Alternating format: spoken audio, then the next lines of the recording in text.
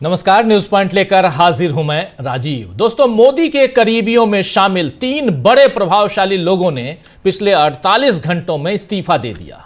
प्रधानमंत्री ऑफिस यानी पीएमओ, जिसको अब कुछ तीर्थ के नाम से, लोक तीर्थ के नाम से जाना जाए, सेवा तीर्थ, देखिए तीर्थ, सेवा तीर्थ के नाम से जाना जा रहा है, क्योंकि अभी 2-3 दिन पहले इसकी घोषणा की गई है।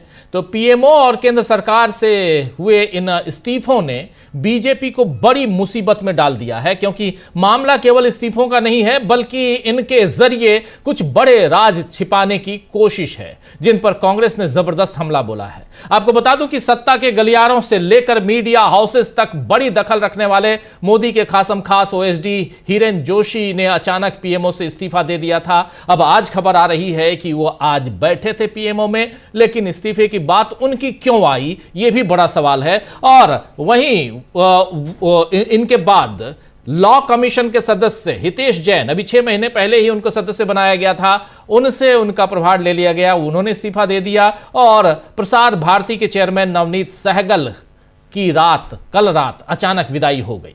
ये गंभीर सवाल खड़े कर रहे हैं कि आखिर हो क्या रहा है प्रधानमंत्री के ऑफिस में, हो क्या रहा है नरेंद्र मोदी की सरकार में।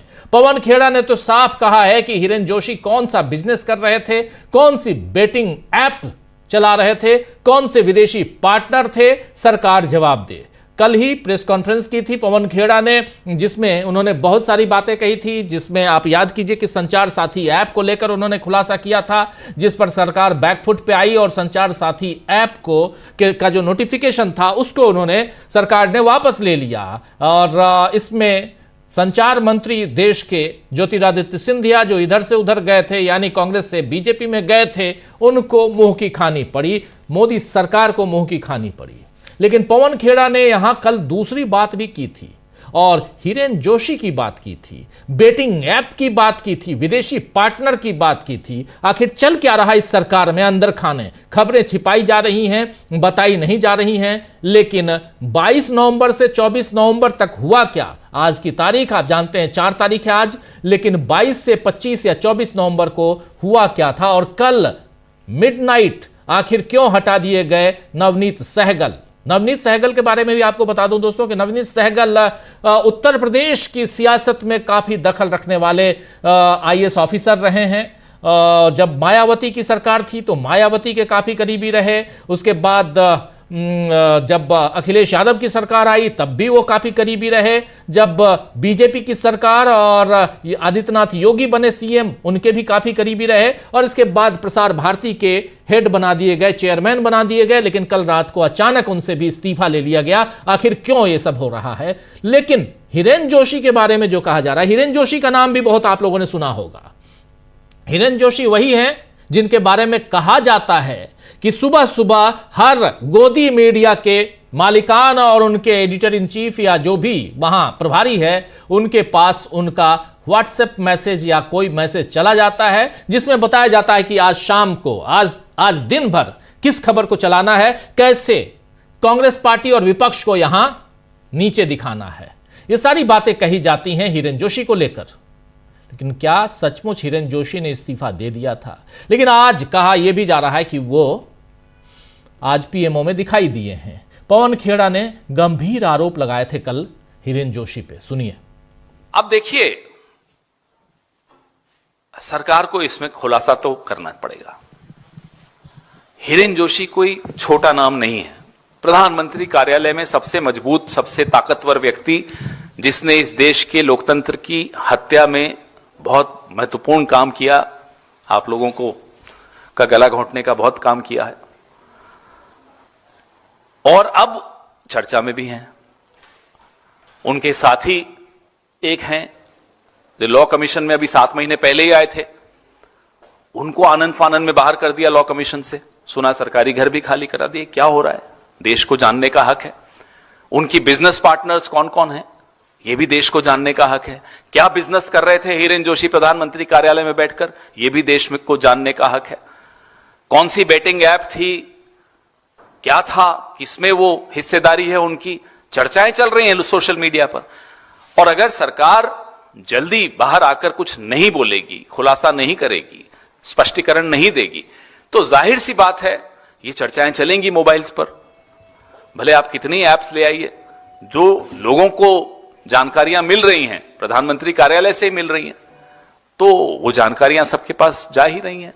बहुत सारी सुना है बिजनेस इंटरेस्ट हो गए इनके, विदेशों में इनके क्या लिंक्स हैं, जब विदेश यात्रा की वहां किन किन से मिले, क्या राष्ट्र के हितों का कोई समझौता किया हिरेन जोशी ने अपने साथियों से मिलकर अमेरिका में या जहां भी गए हों, ये सारी खुलासे अब आएंगे।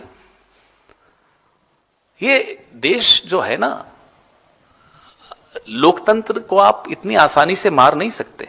कोशिश बहुत कर ली आपने। अब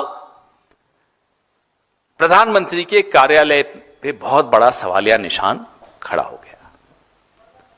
एक महत्वपूर्ण व्यक्ति, उसके रिश्ते, व्यावसायिक रिश्ते, उसके निजी रिश्ते, क्योंकि निजी कुछ नहीं होता, प्रधानमंत्री के कार्यालय में क्या निजी है, सार्वजनिक ऑफिस है वो।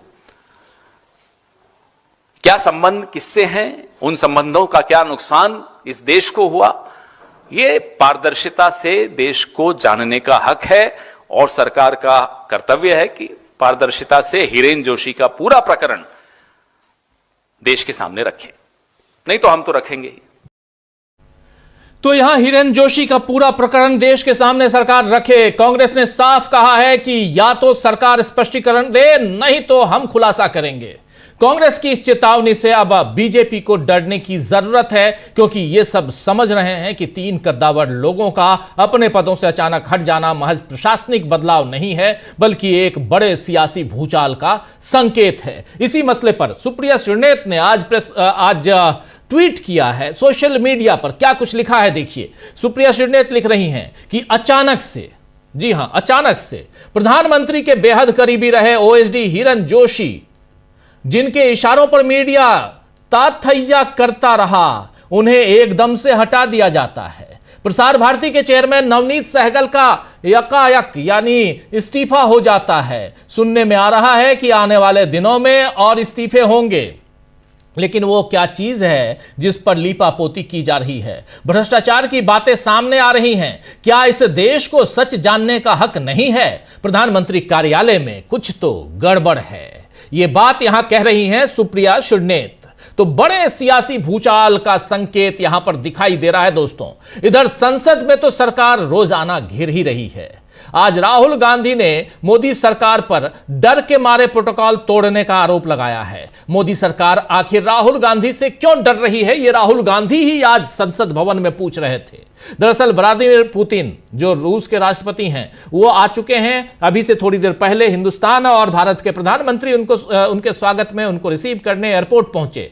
तो व्लादिमीर पुतिन के भारत दौरे पर नेता प्रतिपक्ष से उनकी मुलाकात न होने पर राहुल गांधी ने सवाल उठाए हैं। राहुल गांधी ने कहा है कि आखिर क्या कारण है कि नेता प्रतिपक्ष को विदेश से आए हुए किसी नेता, किसी राष्ट्रपति, राष्ट्राध्यक्ष, इनसे मुलाकात करने की इजाजत नहीं है, और यह सिर्फ और सिर्फ मोदी सरकार में हो रहा है। इससे पहले कभी नहीं हुआ, चाहे वो मनमोहन सिंह की सरकार हो, चाहे वो वाजपेयी की सरकार हो, या पीवी नरसिम्हा राव की सरकार हो, राजीव गांधी की सरकार हो, इंदिरा गांधी की सरकार हो, उससे पहले की सरकारें हो। ऐसा कभी नहीं हुआ। लेकिन इस लोकतंत्र में अब जो हो रहा है ये बहुत ही खतरनाक है। राहुल गांधी को सुनिए। जनरली इस सरकार की पॉलिसी है, नॉर्मली ट्रेडिशन होता है कि एलओपी के साथ जो भी बाहर से आते हैं उनकी मीटिंग होती है। ये वाजपेयी जी के टाइम होता था, मनमोहन सिंह जी के टाइम होता था, ये ट्रेडिशन रहा है। बट आजकल क्या होता है कि जो फॉरेन डिग्नेटरीज आते हैं या जब मैं कहीं बाहर जाता हूं तो सरकार उनको सजेस्ट करती है कि एलओपी से नहीं मिलना चाहिए। तो ये इनकी पॉलिसी है, ये हर बार करते हैं। जब मैं बाहर जाता हूं ये करते हैं, जब लोग यहाँ आते हैं मैं करता हूं। तो हमें मैसेज मिलता है कि हमें बताया गया है कि सरकार हमसे कहती है कि आपसे नहीं मिलना है। Thank you. बड़ा रिलेशन रहा है रशिया के साथ। रिलेशन देखिए, रिलेशन तो सबके साथ है। जो एलओपी एक दूसरा पर्सपेक्टिव देता है। हिंदुस्तान को हम भी रिप्रेजेंट करते हैं, सिर्फ सरकार नहीं रिप्रेजेंट करती है। तो सरकार नहीं चाहती कि ऑपोजिशन के लोग बाहर के लोगों से मिले। ये ट्रेडिशन है सर, राष्ट्रपति एक सेकंड मुझे बोलने दीजिए। ये ट्रेडिशन है, ये नॉर्म है, बट मोदी जी इस नॉर्म को फॉलो नहीं करते हैं। फॉरेन मिनिस्ट्री इस नॉर्म को फॉलो नहीं करती। क्यों थैंक यू। नहीं चाहते सर आप? इनसिक्योरिटी है।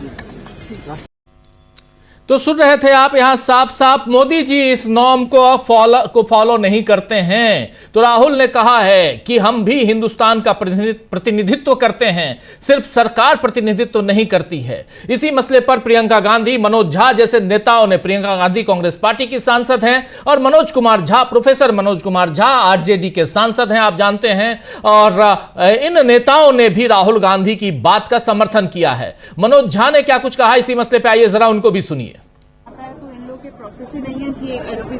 नहीं, ये राहुल गांधी क्यों कह रही हैं? लीडर ऑफ अपोजिशन कह रहे हैं ना। जैसे सरकार चुनी जाती है ना, विपक्ष भी चुना जाता है। और देश के मानस के बारे में जानने के लिए तो अलग अलग पहलुओं, ये हमारी परंपरा भी रही थी। इस परंपरा को किसकी इनसिक्योरिटी से खत्म किया जा रहा है? तो किसकी इनसिक्योरिटी से खत्म किया जा रहा है, ये बात यहां पूछ रहे हैं साफ साफ सीधे शब्दों में मनोज कुमार झा। हालांकि इस पर बीजेपी की भी प्रतिक्रिया आई है। संबित पात्रा जी ने कहा है साफ साफ कि राहुल गांधी कुछ भी कहते हैं, बढ़ा चढ़ा के बातें करते हैं, देश का नाम बदनाम करते हैं, जब वो देश से बाहर जाते हैं तो और बदनामी करते हैं। ये सारी बातें घिसी पिटी बातें जो बीजेपी करती रही है, वही बात कह रहे हैं। यहां संबित पात्रा बीजेपी की तरफ से अपनी बात रख रहे थे। लेकिन सवाल ये उठता है कि आखिर राहुल गांधी ने जो बात कही है उसमें कितना दम है? आखिर क्यों जब कोई राष्ट्राध्यक्ष विदेश का आता है तो नेता प्रतिपक्ष क्यों नहीं मिलता? सुषमा स्वराज, मुझे याद है, नेता प्रतिपक्ष थी, मनमोहन सिंह की सरकार थी और उधर बीजेपी की तरफ से नेता प्रतिपक्ष थी, लोकसभा में नेता प्रतिपक्ष थी सुषमा स्वराज, जो अब नहीं है इस दुनिया में। वो तो सबसे मिला करती थी। मनमोहन सिंह की सरकार उनके लिए वो सारी सुविधाएं, मीटिंग सब अरेंज करती थी। आखिर नेता प्रतिपक्ष जब आज की तारीख में राहुल गांधी हैं तो उनसे क्यों नहीं मिलने दिया जा रहा है? उन्हें पुतिन से मिलने क्यों नहीं दिया जा रहा है? इस बीच देखिए, ये रूसी राष्ट्रपति व्लादिमीर पुतिन आ चुके हैं। ये प्लेन है, दिल्ली लैंड हो चुका है उनका जहाज, और इसी जहाज से अभी बाहर आने वाले हैं और प्रधानमंत्री नरेंद्र मोदी उनका इंतजार कर रहे हैं। ये लाइव तस्वीरें दिल्ली एयरपोर्ट से हम आप तक पहुंचा रहे हैं। प्रधानमंत्री नरेंद्र मोदी रिसीव करने गए हैं और रशिया के उप प्रधानमंत्री पहले ही यहां आ चुके हैं, लेकिन सुबह आ चुके हैं। लेकिन रशिया के राष्ट्रपति व्लादिमीर पुतिन एक लंबे अंतराल के बाद यहां पहुंच रहे हैं, इंडिया पहुंच रहे हैं, जिस पर सबकी निगाहें टिकी हुई हैं। अमेरिका नाराज है, यूरोप नाराज है, कई सारे देश नाराज हैं। इसलिए नाराज हैं क्योंकि सबने रशिया को अलग थलग कर दिया है, यूक्रेन के साथ युद्ध के कारण खासकर, लेकिन रूस के साथ भारत की दोस्ती, और उसमें भी इस वक्त जबकि ऑपरेशन सिंदूर में रूस का जो डिफेंस सिस्टम अपने पास है S-400, उसके कारण भारत को बहुत क्षति होने से बचाव मिला। यानी भारत ने अपने आप को बचाया, वही S-400 के कारण जो डिफेंस सिस्टम है, उस डिफेंस सिस्टम पे भी बात होनी है, बहुत सारी डिफेंस डील होनी है, बहुत कुछ होना है। और इन सब के बीच सबसे बड़ी बात कि आखिर दुनिया की निगाहें भारत पर टिकी हुई है। तब राहुल गांधी जो बात कह रहे हैं वो महत्वपूर्ण है कि नेता प्रतिपक्ष, यहां मामला, बात, नाम राहुल गांधी, जो जैसे अभी कह रहे थे यहां मनोज कुमार झा कि नाम से मत जाइए, आप पद देखिए, पद है नेता प्रतिपक्ष। राहुल गांधी नेता प्रतिपक्ष हैं, विपक्ष का नेता, शैडो प्राइम मिनिस्टर होता है, और उनको आप मिलने नहीं दे रहे हैं। खैर, वहीं आज सोनिया गांधी ने भी अपनी बात रखी है। आज तो सोनिया गांधी तक ने मोदी सरकार से कहा है कि कुछ करिए जनाब। आपको बता दूं कि मामला दिल्ली के प्रदूषण का था, जिसमें लोगों की जान पर बनाई है। सोनिया गांधी ने क्या कहा, जरा उनकी जुबानी सुनिए। सोनिया गांधी की बात हम करेंगे। सोनिया गांधी ने साफ साफ यहां जो बातें कही हैं वो यही कि पॉल्यूशन, आपने देखा था कि कल सोनिया गांधी ने एक आर्टिकल लिखा द हिंदू अखबार में, और उसमें भी पॉल्यूशन से लेकर कैसे पूरा का पूरा जो इकोसिस्टम है उसको खराब कर रही है मोदी सरकार, कैसे वेस्टर्न घाट को यहां खराब किया जा रहा है, कैसे अरावली की पहाड़ियों को खराब किया जा रहा है, काटा जा रहा है और पॉल्यूशन को बढ़ाया जा रहा है। ये सारी बातें कल सोनिया गांधी ने अपने उस आर्टिकल में लिखा है। लेकिन सोनिया गांधी आज, जब कल भी पॉल्यूशन को लेकर लगभग 10:30 बजे प्रदर्शन हुआ संसद परिसर में और आज भी प्रदर्शन कर रहे थे, उसके बाद क्या कुछ कहा मीडिया से सोनिया गांधी ने, सुनिए। सरकार की जिम्मेदारी बनती है कि वे कुछ करें। छोटे छोटे बच्चे हमारे वाले मर रहे हैं, बुजुर्ग लोग मैं जैसी बहुत सारे हैं, उनके लिए भी मुश्किल है। छोटे छोटे बच्चे मर रहे हैं, कुछ करिए। आप पॉल्यूशन पर कुछ ध्यान नहीं दे रहे हैं, न इस पर चर्चा करवा रहे हैं। वहीं प्रियंका गांधी ने मौसम का मजा लीजिए वाले बयान पर भी मोदी को जमकर फटकार लगाई है। प्रियंका गांधी ने साफ साफ कहा है कि जब यहां मौसम की बात होती है तो आप कहते हैं कि मौसम का मजा लीजिए, कि इसी मौसम का मजा लें। यहां 35 सिगरेट की तरह आप सिगरेट पीते हो ना पीते हो, लेकिन 35 सिगरेट्स के बराबर आप रोज यहां की हवा इनहेल कर रहे हैं। आखिर आपके फेफड़े, लंग्स कहां जा रहे हैं? यहां के बच्चे कैसे ग्रो करेंगे? सबकी उम्र लगभग 10 साल कम हो गई। मेडिकल इमरजेंसी के हालात हैं। आज ही दुनिया के बड़े अखबारों में से एक न्यूयॉर्क टाइम्स ने अपने फ्रंट पेज पर इसी खबर को छापा है। जब यहां व्लादिमीर पुतिन आ रहे हैं तो दूसरी तरफ कि कैसे दिल्ली एनसीआर जो है वो पॉल्यूशन की गिरफ्त में है। उसके बाद नरेंद्र मोदी कह रहे हैं कि मौसम का मजा लीजिए। सुनिए जरा प्रियंका गांधी को। तो किस मौसम का मजा लें? बाहर देखें ना क्या स्थिति बनी हुई है। जैसे मैडम ने कहा, सोनिया जी ने कहा, छोटे छोटे बच्चे सांस नहीं ले पा रहे हैं, बुजुर्ग लोग इनकी तरह इनको दमा है, सांस नहीं ले पा रहे हैं रोज का। और ये हर साल ये स्थिति बिगड़ती जा रही है और हर साल सिर्फ बयानबाजी होती है, कोई ठोस एक्शन नहीं लिया जाता। ठोस एक्शन लेना है और हम सब ने बोला है कि सरकार एक्शन ले, हम सब साथ खड़े हैं। ये कोई राजनीतिक मामला नहीं है कि हम उंगलियां उठाएं एक दूसरे पे। तो एक तरफ इस्तीफों का दौर प्रधानमंत्री कार्यालय में, यानी जिसको अब कुछ और नाम दिया जा रहा है, मैं तो नाम भी भूल जा रहा हूं, कोई तीर्थ है, सेवा तीर्थ। तो सेवा तीर्थ में भेदिए की आहट। भेदिया आखिर कौन है? और कहा जा रहा है कि यहां से खबरें राहुल गांधी तक पहुंचाई जा रही थी, इसलिए यह सब हो रहा है। तो राहुल गांधी चतुर निकले या नरेंद्र मोदी चतुर निकले? आपके घर में कोई जासूसी करवा रहा है तो जो जासूसी करवा रहा है वही तो चतुर निकलेगा। जैसे एक चतुराई करने की कोशिश हुई थी, वही संचार ऐप के जरिए, संचार साथी ऐप आपके मोबाइल में डाल के सरकार चाहती थी कि आपकी जासूसी करवाए। आप और हम सब सचेत हो गए, सरकार के ऊपर डंडा चलाने लगे हमारे जो जनप्रतिनिधि हैं वो, और सरकार को बैकफुट पे आना पड़ा। तो पीएमओ में आखिर कौन है भेदिया, कौन है जासूस? और किसी बड़े घोटाले का इशारा हो रहा है क्या? और दूसरी तरफ विपक्ष की घेराबंदी। क्या नरेंद्र मोदी सरकार के लिए आने वाला है बड़ा भूचाल? आज इसी पर चर्चा करेंगे। एक साथ कई इस्तीफे, आखिर क्यों? और राहुल ने क्यों कर दी है, कैसे कर दी है घेराबंदी? इन सब की चर्चा करते हैं। आइए, हमारे साथ कुछ वरिष्ठ साथी जुड़े हुए हैं, उनसे पहले आपका परिचय करवाता हूं, आगे बढ़ते हैं। इस वक्त देखिए 5 वरिष्ठ साथी हमारे साथ हैं। अमलेंदु उपाध्याय जी हैं, प्रशांत टंडन जी हैं हमारे साथ, शकील अख्तर जी हैं, प्रफुल्ल कोलखियान जी हैं और पंकज चतुर्वेदी जी हैं। आप पांचों का स्वागत है। और स्वागत इस्तकबाल आप तमाम दोस्त साथी शुभचिंतक आप सबका, जो अब तक जुड़ चुके हैं उनका भी, जो जुड़ने वाले हैं उनका भी। संसद भवन चले पहले। शकील जी, आपके जरिए चल क्या रहा है? ये भेदिया कहां से आ गया? ये कौन है जासूस? राहुल गांधी के हाथ इतने लंबे हो गए नरेंद्र मोदी की सरकार में, और मोदी साहब डरने लगे राहुल गांधी से। क्या मुलाकात होगी पुतिन साहब से? ये सवाल भी है बड़ा। लेकिन उससे पहले ये बता दीजिए कि ये कौन है जो जासूसी करवा रहा है और क्यों डर रही है मोदी सरकार? देखिए राजीव जी, सबसे बड़ा सवाल यह है कि इस सारे मामले में पीएमओ चुप क्यों है? सारी बातें पीएमओ के ऊपर हो रही हैं।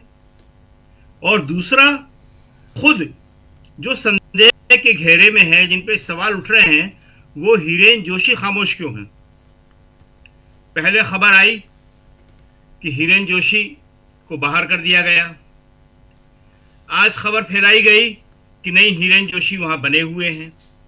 हिरेन जोशी ने कुछ लोगों से बात करी। तो ये जो है इतना बड़ा जो संदेह है, इस पे ऑफिशियली क्यों नहीं कुछ बोला जा रहा है? माफी चाहूंगा, एक बात यहां जोड़ना चाहता हूं शकील जी, माफी चाहूंगा, एक बात जोड़ना चाहता हूं आपकी बातों में ही कि यहां अभी तक जितनी भी बातें आती हैं किसी का भी खंडन नहीं आ रहा है। सबसे आश्चर्यजनक है, चाहे हिरेन जोशी का नाम कल ही लिया ना, अभी हम लोगों ने सुन लिया, कल ही पवन खेड़ा ने नाम लिया, आप उस प्रेस कॉन्फ्रेंस में थे, पवन खेड़ा ने हिरेन जोशी का नाम लिया, कोई खंडन नहीं। इंडियन एक्सप्रेस ने इतनी बड़ी खबर सुखविंदर सिंह संधू के नाम से छापी, इलेक्शन कमीशन को एक्सपोज किया, कोई खंडन नहीं। आखिर चल क्या रहा है, यही मैं आपके साथ आपके पास आना चाहता था। जी, ये परसों की खबर है जो हमने सबसे पहले दी थी संसद से हिरेन जोशी के बारे में। कल फिर पवन खेड़ा ने उसको बोला, तो 3 दिन हो गए आज, अभी तक ना कोई खंडन है ना कोई स्पष्टीकरण है। और ये मामला कोई छोटा मोटा नहीं, ये पीएमओ का मामला है। प्रधानमंत्री कार्यालय से ही पूरा देश संचालित होता है। तो वहां पे जो ओएसडी हैं उनकी स्थिति क्या है, वो है नहीं है, और नहीं है तो क्या क्या उनके ऊपर चार्जेस है, क्या वो प्रूफ हो गए हैं, क्या उन्हें हटा दिया गया है, क्या उनकी जांच हो रही है, सारी चीजों के अंतर्राष्ट्रीय सूत्र मिल रहे हैं, लिंक मिल रहे हैं, और आप कुछ बोल नहीं रहे। तो राजीव जी, बहुत ही गंभीर मामला है। और देखिए सबसे बड़ी बात क्या है कि ये हिरेन जोशी हैं, नवनीत सहगल हैं, ये तो क्या हैं, जो बड़े बड़े लोग हैं उनको ऐसे ही हटाया गया। देश का उपराष्ट्रपति, संवैधानिक पोस्ट, उसका आज तक पता नहीं है क्यों हटाया गया, एक फेयरवेल तक नहीं दी गई। जो देश की पहली आईपीएस थी, महिला आईपीएस किरण बेदी, जो आज बोल रही हैं, वो गवर्नर बनाई गई, हटा दिया गया। देश के आर्मी चीफ रहे वीके सिंह, बड़े बड़े लोगों को इस सरकार में क्यों हटाया जाता है? ये कौन सी बात है? क्या जो राहुल ने कहा अपने बाइट में लास्ट में, इनसिक्योरिटी, क्या वो ये इनसिक्योरिटी है? क्या वो निर्णय न ले पाने की क्षमता और उसके कारण है? ये बहुत बड़े सवाल हैं। और अब सवाल सीधे मोदी जी पे आने लगे हैं। मोदी जी को जिन्होंने बनाया, उन आडवाणी जी को हटाया गया। जावड़ेकर और रविशंकर प्रसाद वो आज तक अपना गुनाह पूछते फिरते हैं कि भाई हमारी गलती क्या है जो हमें हटाया गया। तो ये सब जो पीएमओ में हो रहा है या प्रधानमंत्री जी क्या हो रहा है, तो ये सब क्या है? इसी का एक नतीजा है कि पुतिन साहब यहां आ रहे हैं, भारत के सबसे अच्छे दोस्त, और वो दोस्ती की बुनियाद कांग्रेस ने रखी।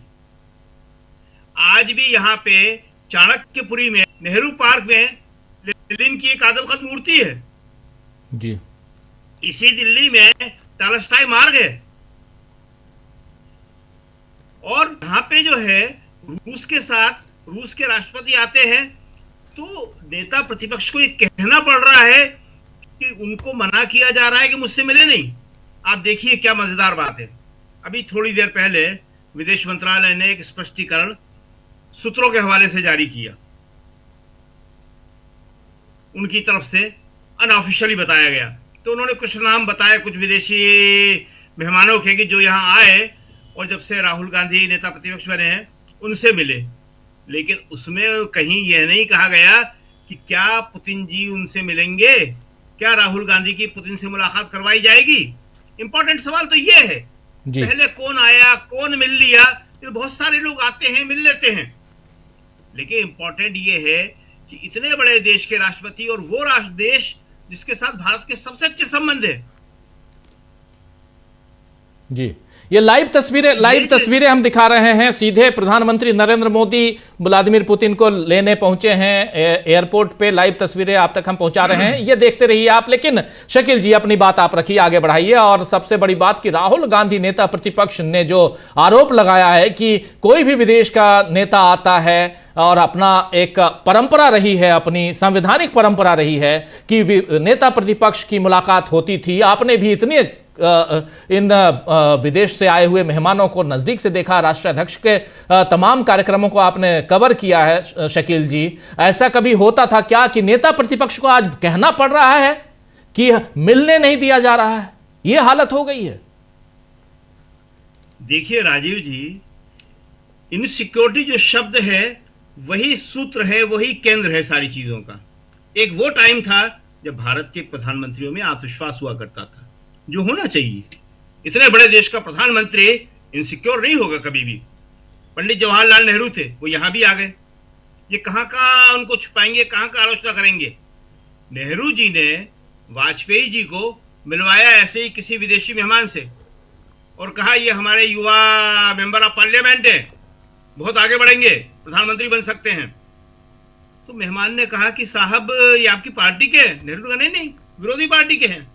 टैलेंट है, हिंदुस्तान में डेमोक्रेसी है, सबको आगे बढ़ने का मौका मिलता है। ऐसे ऐसे प्रधानमंत्री हुए हैं।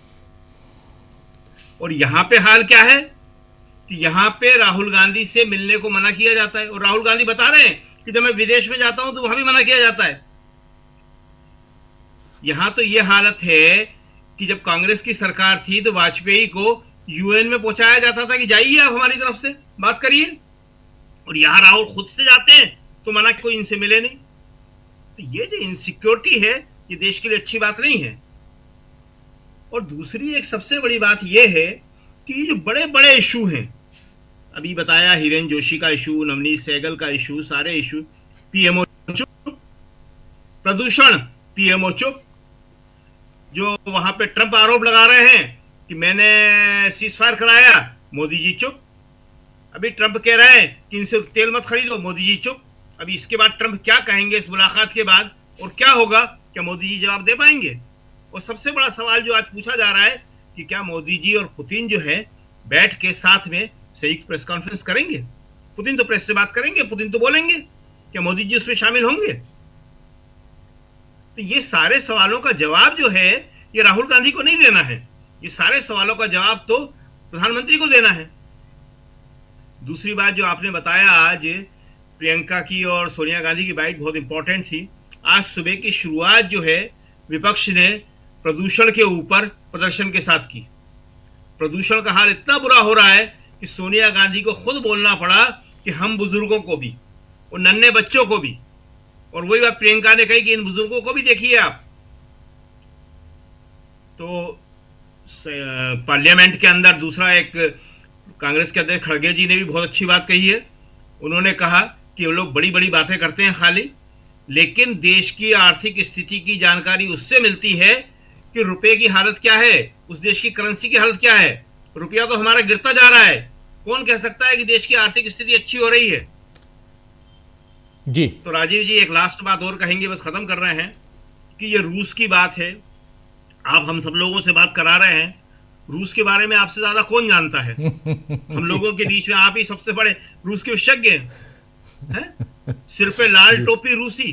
कभी भारत का ऐसा सम्मान हुआ करता था कि रूसी लोग भारतीय गीत गाते थे, आपने तो खुद देखे होंगे और उनका गाना सुना होगा और साथ में गाए होंगे, फिर भी दिल है हिंदुस्तानी।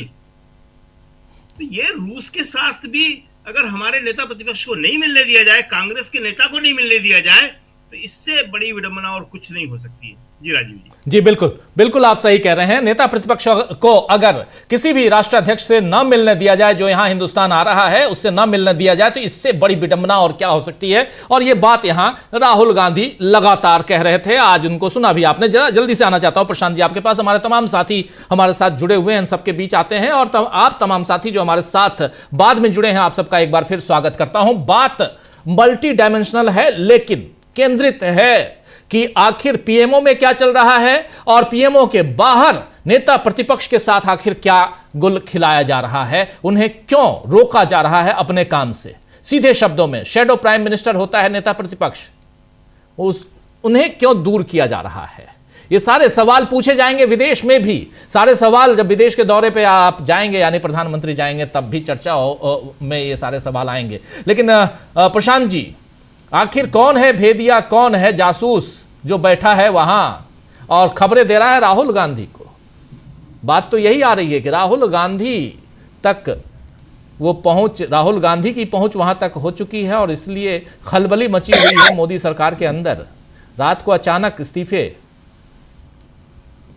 जी, जब ऐसा होता है राजीव जी, तो समझिए कि राजनीतिक माहौल गर्म हो रहा है। और नवनीत सहगल से शुरुआत करता हूं। प्रसार भारती के सीईओ, बड़े धाकड़ IAS officer, Uttar Pradesh cadre के, सभी मुख्यमंत्रियों के करीब रहे। रिटायर हुए तो उनको दिल्ली ले आया गया और उनको प्रसार भारती का सीईओ बनाया गया। प्रसार भारती जो दूरदर्शन, रेडियो सब चलाती है, उनका 1 साल का कार्यकाल बचा हुआ था और उनके इस्तीफे का जो रिलीविंग लेटर है वो क्या कहता है, विद इमीडिएट इफेक्ट, तुरंत प्रभाव से आपको रिलीव किया जाता है।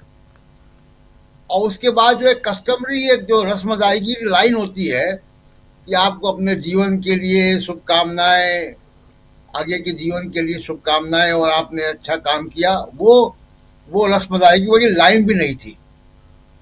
इतने बड़े अफसर को आप ऐसे हटा रहे हैं, तो इसका मतलब है कि कहीं कुछ जो है, 2 चीजें समझ में आती है कि इसमें बहुत अर्जेंट है मामला, क्योंकि तुरंत प्रभाव से उनका इस्तीफा स्वीकृत किया गया, और जो रस्म अदायगी भी जो है वो नहीं है।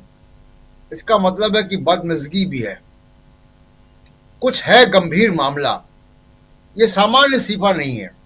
उसके साथ आप देखिए कि एक हितेश जैन है, प्लानिंग, वो उसमें थे, लॉ कमीशन में थे, उन्होंने भी इस्तीफा दिया कुछ दिन पहले, इनका ही हुआ। और चर्चा गर्म है हिरेन जोशी की, जो प्रधानमंत्री के बायां हाथ, अगर दायां बायां दोनों कहें तो एक तरफ अमित शाह, दूसरी तरफ हिरेन जोशी। मीडिया मैनेजमेंट सारा, और नरेंद्र मोदी का पूरा जो खेल है, उनकी राजनीति है, वो मीडिया मैनेजमेंट, हेडलाइन मैनेजमेंट पे चलती है। हिरेन जोशी के बारे में कहा जाता है कि वो सभी गोदी मीडिया और अखबारों के संपादक हैं जी। वही तय करते हैं कि लाइन क्या होगी, डिबेट क्या होगा, गेस्ट कौन होगा, राहुल गांधी को कैसे घेरना है, विपक्ष को कैसे घेरना है, कब सोरोस को लाना है, कब पाकिस्तान को लाना है, वो सब लाइन वहीं से आती, जो उनके बारे में चर्चाएं हैं। और वो गुजरात से मोदी जी के साथ है, तो इतने करीबी आदमी के बारे में ये अगर अफवाहें उड़ रही हैं और ये बात आ रही है कि उनको हटाया गया, बाद में बात आई कि नहीं हटाया नहीं गया, एक वेबसाइट ने खबर छाप दी, वो वेबसाइट से खबर हटवाई गई, तो ये जो हो रहा है, उसके पहले इलेक्शन कमीशन से एक बड़ी खबर आई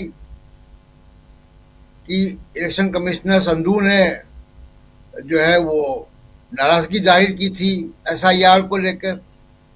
ये जब खबरें लीक होने लगे राजीव जी, पीएमओ से, चुनाव आयोग से, ब्यूरोक्रेसी से, प्रधानमंत्री के इर्द गिर्द वाली ब्यूरोक्रेसी से, अगर खबरें लीक होने लगे तो इसका मतलब है कि सत्ता पर पकड़ कमजोर हो रही है। अब वहां पे ब्यूरोक्रेसी में कई सारी लॉबीज हैं, कई सारे बिजनेस इंटरेस्ट हैं, और वो कई सारी ग्रेविटीज हैं, कई गुरुत्वाकर्षण है जो एक दूसरे के खिलाफ काम कर रहे हैं। और जब ऐसा होता है तो सबसे बढ़िया समय किसका होता है?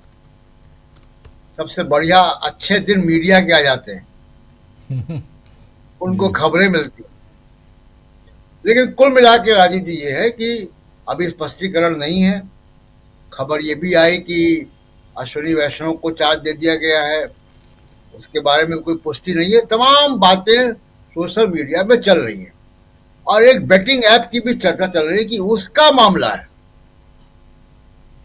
जिसके बारे में पवन खेड़ा ने अपने प्रेस कॉन्फ्रेंस में कहा है। जी जी जी।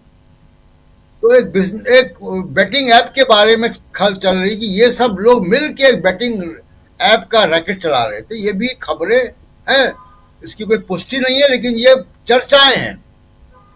जब ऐसी चर्चा सरकार के बारे में आने लगे, खाऊंगा न खाने दूंगा वाले मामले में आने लगे, उनके बारे में आने लगे, उनकी नाक के नीचे जो अधिकारी काम कर रहा है, जो सबसे करीबी अधिकारी है, उसके बारे में आने लगे और खबर लीक होने लगे, इसका मतलब है कि सत्ता में पकड़ जो है वो कमजोर हो रही है। कई सारी बातें अंदर आ रही हैं, और हम आने वाले दिनों में देखेंगे राजीव जी ये संकेत जब आते हैं राजीव जी ना, जब बादल आते हैं तो बारिश भी हो जाती है। बिल्कुल। ये संकेत जब आ रहे हैं तो आप देखिएगा कि आगे बारिश भी होगी और चीजें और घटनाएं आएंगी। तो मीडिया हाउसेस के पत्रकारों के अच्छे दिन आने वाले हैं। उनको कई सारी एक्सक्लूसिव स्टोरीज स्टोरीज मिलेंगी। और जो राहुल गांधी को मिलने नहीं दिया राजीव जी, नेता प्रतिपक्ष को, ये संसद की अवमानना है, भारत के पार्लियामेंट की अवमानना है। और पुतिन या रूस के और सोवियत संघ के जमाने से बड़े गाढ़े पारंपरिक रिश्ते हैं, जिसमें बहुत बड़ा लंबा अंतराल गांधी परिवार का ही है। बिल्कुल। जो चाहे नेहरू का मामला हो, चाहे इंदिरा गांधी का मामला हो, गांधी परिवार का ही मामला है। और खुद ये सरकार भी मान रही है, चाहे वो सूत्रों के हवाले से ही सही, कि हम ही ने इतने इतने लोगों से इनको मिलवाया, तो पुतिन को क्यों अलग कर दिया? पुतिन से क्या एहसास कमतरी आपको हो गई? तो उसका सबसे बड़ा देखिए होगा इसमें ये कि अब जो राहुल गांधी ने बोल दिया, हम लोग जो चर्चा कर रहे हैं, ये सब बातें भी जाएंगी ना पुतिन तक। खबर तो चली गई, खबर तो विदेशी मीडिया को भी चली गई कि आपने नेता प्रतिपक्ष को नहीं बुलाया। तो जिसको आप अगर वो मिल जाते तो क्या होता, फोटो खींचती, वो कुछ बात करते, एक इंटरप्रेटर के जरिए कुछ एक औपचारिक बातें होती। और उन औपचारिक बातों में राजीव जी आप जानते हैं, विदेश यात्राओं पे गए हैं आप कई सारे प्रधानमंत्रियों के साथ, उन विदेश यात्रियों क्या होता है, जो लाइन बोलनी है वो कोई कांग्रेस पार्टी की लाइन नहीं होती है। राहुल गांधी पुतिन से क्या बात करेंगे उसको सुप्रिया सुनीत, पवन खेड़ा या जयराम रमेश ब्रीफ नहीं करेंगे राहुल गांधी को, नहीं, विदेश मंत्रालय के अधिकारी ब्रीफ करेंगे।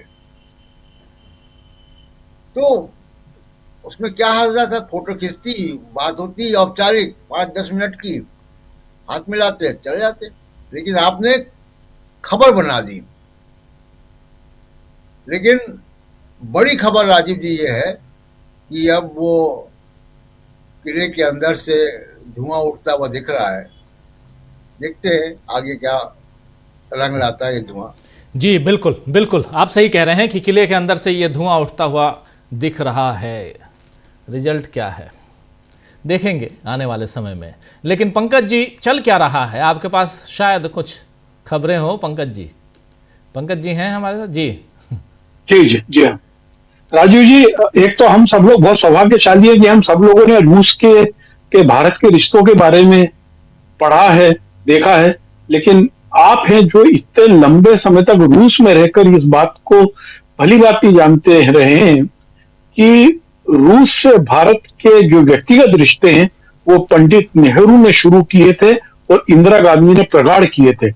और 2014 के बाद में नरेंद्र मोदी की सरकार की अमेरिका परस्त नीति के कारण एक बार रूस से हमारे रिश्तों में थोड़ी दूरी बनी थी। लेकिन जब माय फ्रेंड डोनाल्ड भी बेगाना हो गया तब हमको लौट के वहीं जाना पड़ा। और दुर्भाग्य से हमारे जितने बड़े कारखाने चल रहे हैं, जितने हमारे जो डिफेंस के प्रोजेक्ट थे, उसके अंदर रूस के साथ में हमारी इतनी लंबी साझेदारी थी कि उसको अलग नहीं किया जा सकता था। हमारे दर्शक जाने की राजीव जी, आज से कई दशक पहले रूस में अखबार निकाल लिया करते थे। वो उनकी पत्रकारिता की शुरुआत मान लीजिए रूस से ही हुई है। अब आते हैं हम, ये जो चंडू खाने में जो सब चल रहा है ना, देखिए क्या है कि हीरेन जोशी के बढ़ते हुए प्रभाव से भारतीय जनता पार्टी ने, आरएसएस के कई लोग बहुत तंग और परेशान थे। वो जो 40 थी G20 की, जिसके अंदर केवल राष्ट्र के प्रमुख बैठे थे, उसके अंदर इटली की प्राइम मिनिस्टर मेलोनी के साथ में मीटिंग के दौरान नरेंद्र मोदी के बगल में इनका बैठना बहुत सारे लोगों को अखरा, जिसके अंदर कोई ब्यूरोक्रेट्स भी थे और कोई पॉलिटिशियंस भी थे। इनकी जो पोस्ट है ये डायरेक्टर कम्युनिकेशन ऑब्लिक कंसल्टेंट की पोस्ट है इनकी, जो ब्यूरोक्रेसी के हिसाब से देखें तो बहुत छोटी पोस्ट कहलाती है। लेकिन अकेले इन्होंने यही नहीं किया। 2014 में जब मोदी जी जापान जाने वाले थे तो जापान में एम्बेसी से इन्होंने कुछ कांटेक्ट किया था, वहां पर मोदी जी का जापानी में एक ट्वीट बनाया गया था। उसके बाद में ऐसा बाकायदा खुफिया सोर्सेस से खबरें आती रही कि हिरण जोशी बहुत सारे विदेशी एम्बेसीज में, बहुत सारे विदेशी इलाकों में व्यक्तिगत संबंध बना रहे हैं और उसमें कई बिजनेस डील्स भी हुई हैं, और वो जो बिजनेस डील है अडानी के हितों के विपरीत भी हुई हैं। यह बहुत अंदर की इस प्रकार की चर्चा है जिससे हिरण जोशी टारगेट पे आएगा। क्योंकि क्या कि ये सरकार जो है, ये वो एक देवकीनंदन खत्री का उपन्यास था ना, जिसके अंदर साजिश के अंदर साजिश को किलो की साजिश थी, जो उस तरीके का है। अब क्या है कि यहां पर आप किसी को अलग नहीं कर सकते हैं, कौन क्या फाइल दबाए बैठा है। वो जो छोटी आंख वाले गणेश जी चाइना से नहीं मंगाने बोलने वाले, चाइना में जाके फिर से लेट गए। अब पता नहीं उनका ही सांसद है सुब्रमण्य स्वामी, उनका क्या कहना है। तो ऐसे बहुत सारी साजिशें, फाइलों में फाइलें, इस सरकार की कमियां हैं। और ये जो साजिशों के गट्ठे हैं ना, ये बहुत बड़े होते जा रहे हैं। अब दूसरी बात यह है कि यह सरकार कई बातों से घिरी हुई है, जिसके अंदर एक SIR भी है, दूसरा चुनावी अनियमितताएं हैं, तीसरा प्रदूषण है, चौथा डॉलर के मुकाबले हमारे रुपये की ऐतिहासिक हार है, बेरोजगारी है। आप देखिए कि प्राइम मिनिस्टर ने जो इंटर्नशिप प्रोग्राम शुरू किया था युवा रोजगारों के लिए, वो 20% भी लोगों ने उसमें भाग नहीं लिया। आखिर सरकार क्यों असफल हो रही? इतनी सारी मोर्चों पे हमारे जो पिछले 3 महीने का आर्थिक उठान है वो स्थिर पड़ा हुआ है। इन सब मामलों को गफलत में डाल के ये जितने ड्रामे खड़े किए जाते हैं ना, ये बड़े विलक्षण है इस मामले में। लेकिन एक चीज और मैं बताऊं आपको, ये जो लोग फील्ड में काम कर रहे हैं वो जानते हैं कि अचानक एक जोशी जी और सक्रिय हो गए, जिन जोशी जी की राजनीतिक हत्या मोदी जी ने की थी। चर्चा तो यह भी है कि कोई क्या कर महाराष्ट्र कोई प्राइम मिनिस्टर बन सकता है क्या भी। ये जो साजिशों की सरकार है, ब्लैकमेलिंग की सरकार है। आपको एक चीज बताऊं, इतिहास में कभी ऐसा नहीं हुआ मध्य प्रदेश और महाराष्ट्र में, जिसको वो क्या कहते हैं कि वो लड़कियां को भेजकर लोगों को फंसाकर ब्लैकमेल किया जाता है। इतने अधिक केस इस सरकार के दौरान आए दोनों राज्यों में। इसके अंदर इतने बड़े नेता, अफसरों की सीडियां हैं। ये सरकार इसी पर टिकी हुई है, किसकी सीडी किसके पास है, किसके MMS किसके पास चल रहे हैं, किसके बिजनेस को किसने दबा रखा है, और ये सब जब चलता रहेगा तो ये अंतर विरोध इस तरीके का होता है। देखिए एक चीज जानिए, लोकतंत्र सरकार नैतिकता पे चलती है, भले ही अनैतिकता का बोलबाला हो। जब इस लोकतंत्र को, जिसको हम पावन मंदिर कहते हैं, उस लोकतंत्र को लगा कि इंदिरा जी कहीं अनैतिक हो रही है, उनको सड़क पे ला दिया था। उस समय चूंकि इतनी तकनीक नहीं थी, चुनाव इतने जटिल नहीं हुआ करते थे। इस समय तकनीक, जटिलता, पैसा, मैन पावर, मसल पावर और मनी पावर, 3 के बल पे यह सरकार जो टिकी हुई है, उसके कोलैप्स होने का सबसे बड़ा कारण होगा नैतिकता। आप याद करिए, ये देश है नैतिक लोगों के कारण चल रहा है। इसमें अफसर भी हैं, नेता भी है, आम लोग भी हैं। और ये नैतिकता का जो जोर होता है वो हमने देखा है। एक महात्मा गांधी था जो नैतिकता के जोर पे चल रहा था और सामने पूरी सरकारें थी। ये इस समय चरम पर है। पार्लियामेंट में आप फेस नहीं करना चाहते। आप सोचिए कि हमने दिल्ली को क्या बना दिया, और अकेले आप वायु की बात नहीं करें। दिल्ली की स्थिति है कि यहां पर आप जो पानी पी रहे हैं उसके अंदर यूरेनियम की मात्रा इस लेवल पर है कि लोगों की बुद्धि कुंद हो रही है। यहां पर जो सब्जी बेचने आ रही है, उस सब्जी के अंदर पेस्टिसाइड इस लेवल पर है कि आप जिसको सब्जी बन के खा रहे हैं वो जहर बन के आपको हो रही है। यहाँ की जमीन में इतने स्तर पर जहर भर गया है कि यहाँ जो पैदा होगा या जो यहाँ पर चलेगा उसकी स्थिति नाजुक है। मैं अभी एक पदयात्रा में था पिछले हफ्ते। जी। पदयात्रा कई बार क्या होता है, सरकार के दावों को खुलासा कर देती है। मैं कभी साझा करूंगा, मैंने निजामुद्दीन के पहले जो जंगपुरा के पास नाला है, जिसको नाला कह दिया, वारापुला ड्रेन थी, यानी एक नदी थी जो यमुना को साउथ से जोड़ती थी, उसकी दुर्गति के फोटो खींचे, रास्ते के कूड़े के फोटो देखें। आपको एक पेड़ ऐसा नहीं मिलेगा जिसकी पत्ती का रंग हरा रह गया है, और इस सरकार कुछ नहीं कर रही है। लोगों की जान पे, यानी मैं कह सकता हूं क्या दिल्ली में इस समय इन्वायरमेंटल इमरजेंसी है और ये सरकार असफल है। केवल ठेके दे रही है कि नदी के किनारे हम वो साबरमती सरी का वो बना दें, इससे जमीन बेच दें या पानी चला दें। और ये जो असफलता है, इसका मुख्य कारण है कि ये लोग अनैतिक हैं। विज्ञापनों के बल पर, सेठों के बल पर इन्होंने मीडिया पर जो कब्जा करके हकीकत को दिखाना बंद किया है। हिरण जोशी का प्रकरण अभी यहां नहीं रुकने वाला है। वो अकेले एक बेटिंग ऐप का मामला नहीं है, उसके अंदर बहुत सारे बिजनेस शामिल हैं। और आपको एक चीज बता दूं, एक इतना बड़ा मामला यूपी में जो पकड़ा गया है, उसके ऊपर पर्दा डाला जा रहा है। यूपी में जहर भरी कफ सिरप को बेचने के मामले में उत्तर प्रदेश के एक मंत्री का नाम आया, धनंजय सिंह का नाम तो आया ही आया है। उसमें तो यह था जो जायसवाल पकड़ा गया उसको एमएलसी बनाना चाहते थे। करोड़ों रुपए का लेन देन, अरबों रुपए का लेन देन उसके अंदर है। एक किस मंत्री को उन्होंने स्कॉर्पियो गाड़ी खरीद के दी, ये सब ऑन रिकॉर्ड निकल रहा है। ये वो लोग हैं जो वो शुचिता और नैतिकता की बात करते हैं। इन सब पे पर्दा डालने के लिए बहुत सारे gossips, positive news, negative news दिखाएंगे। आप देखेंगे रोज न्यूज में छपता है, अभी ग्रेटर नोएडा का हवाई अड्डा शुरू होने वाला, जेवर हवाई अड्डा। मैं अभी 3 दिन पहले देख के आया हूं, वहां पे अभी 1 साल कुछ नहीं होगा, कच्ची जमीन पड़ी हुई है। ये झूठ पर टिकी हुई सरकार है, अनैतिकता पर टिकी हुई सरकार है, जो केवल पूंजी और ताकत के बल पे लोगों को दबा रही है। लेकिन दबने की एक सीमा होती है, कोई भी चीज एक सीमा के बाद में, दबने के बाद में वो ब्लास्ट होती है। ये इस देश में होने वाला, आप याद रखिएगा।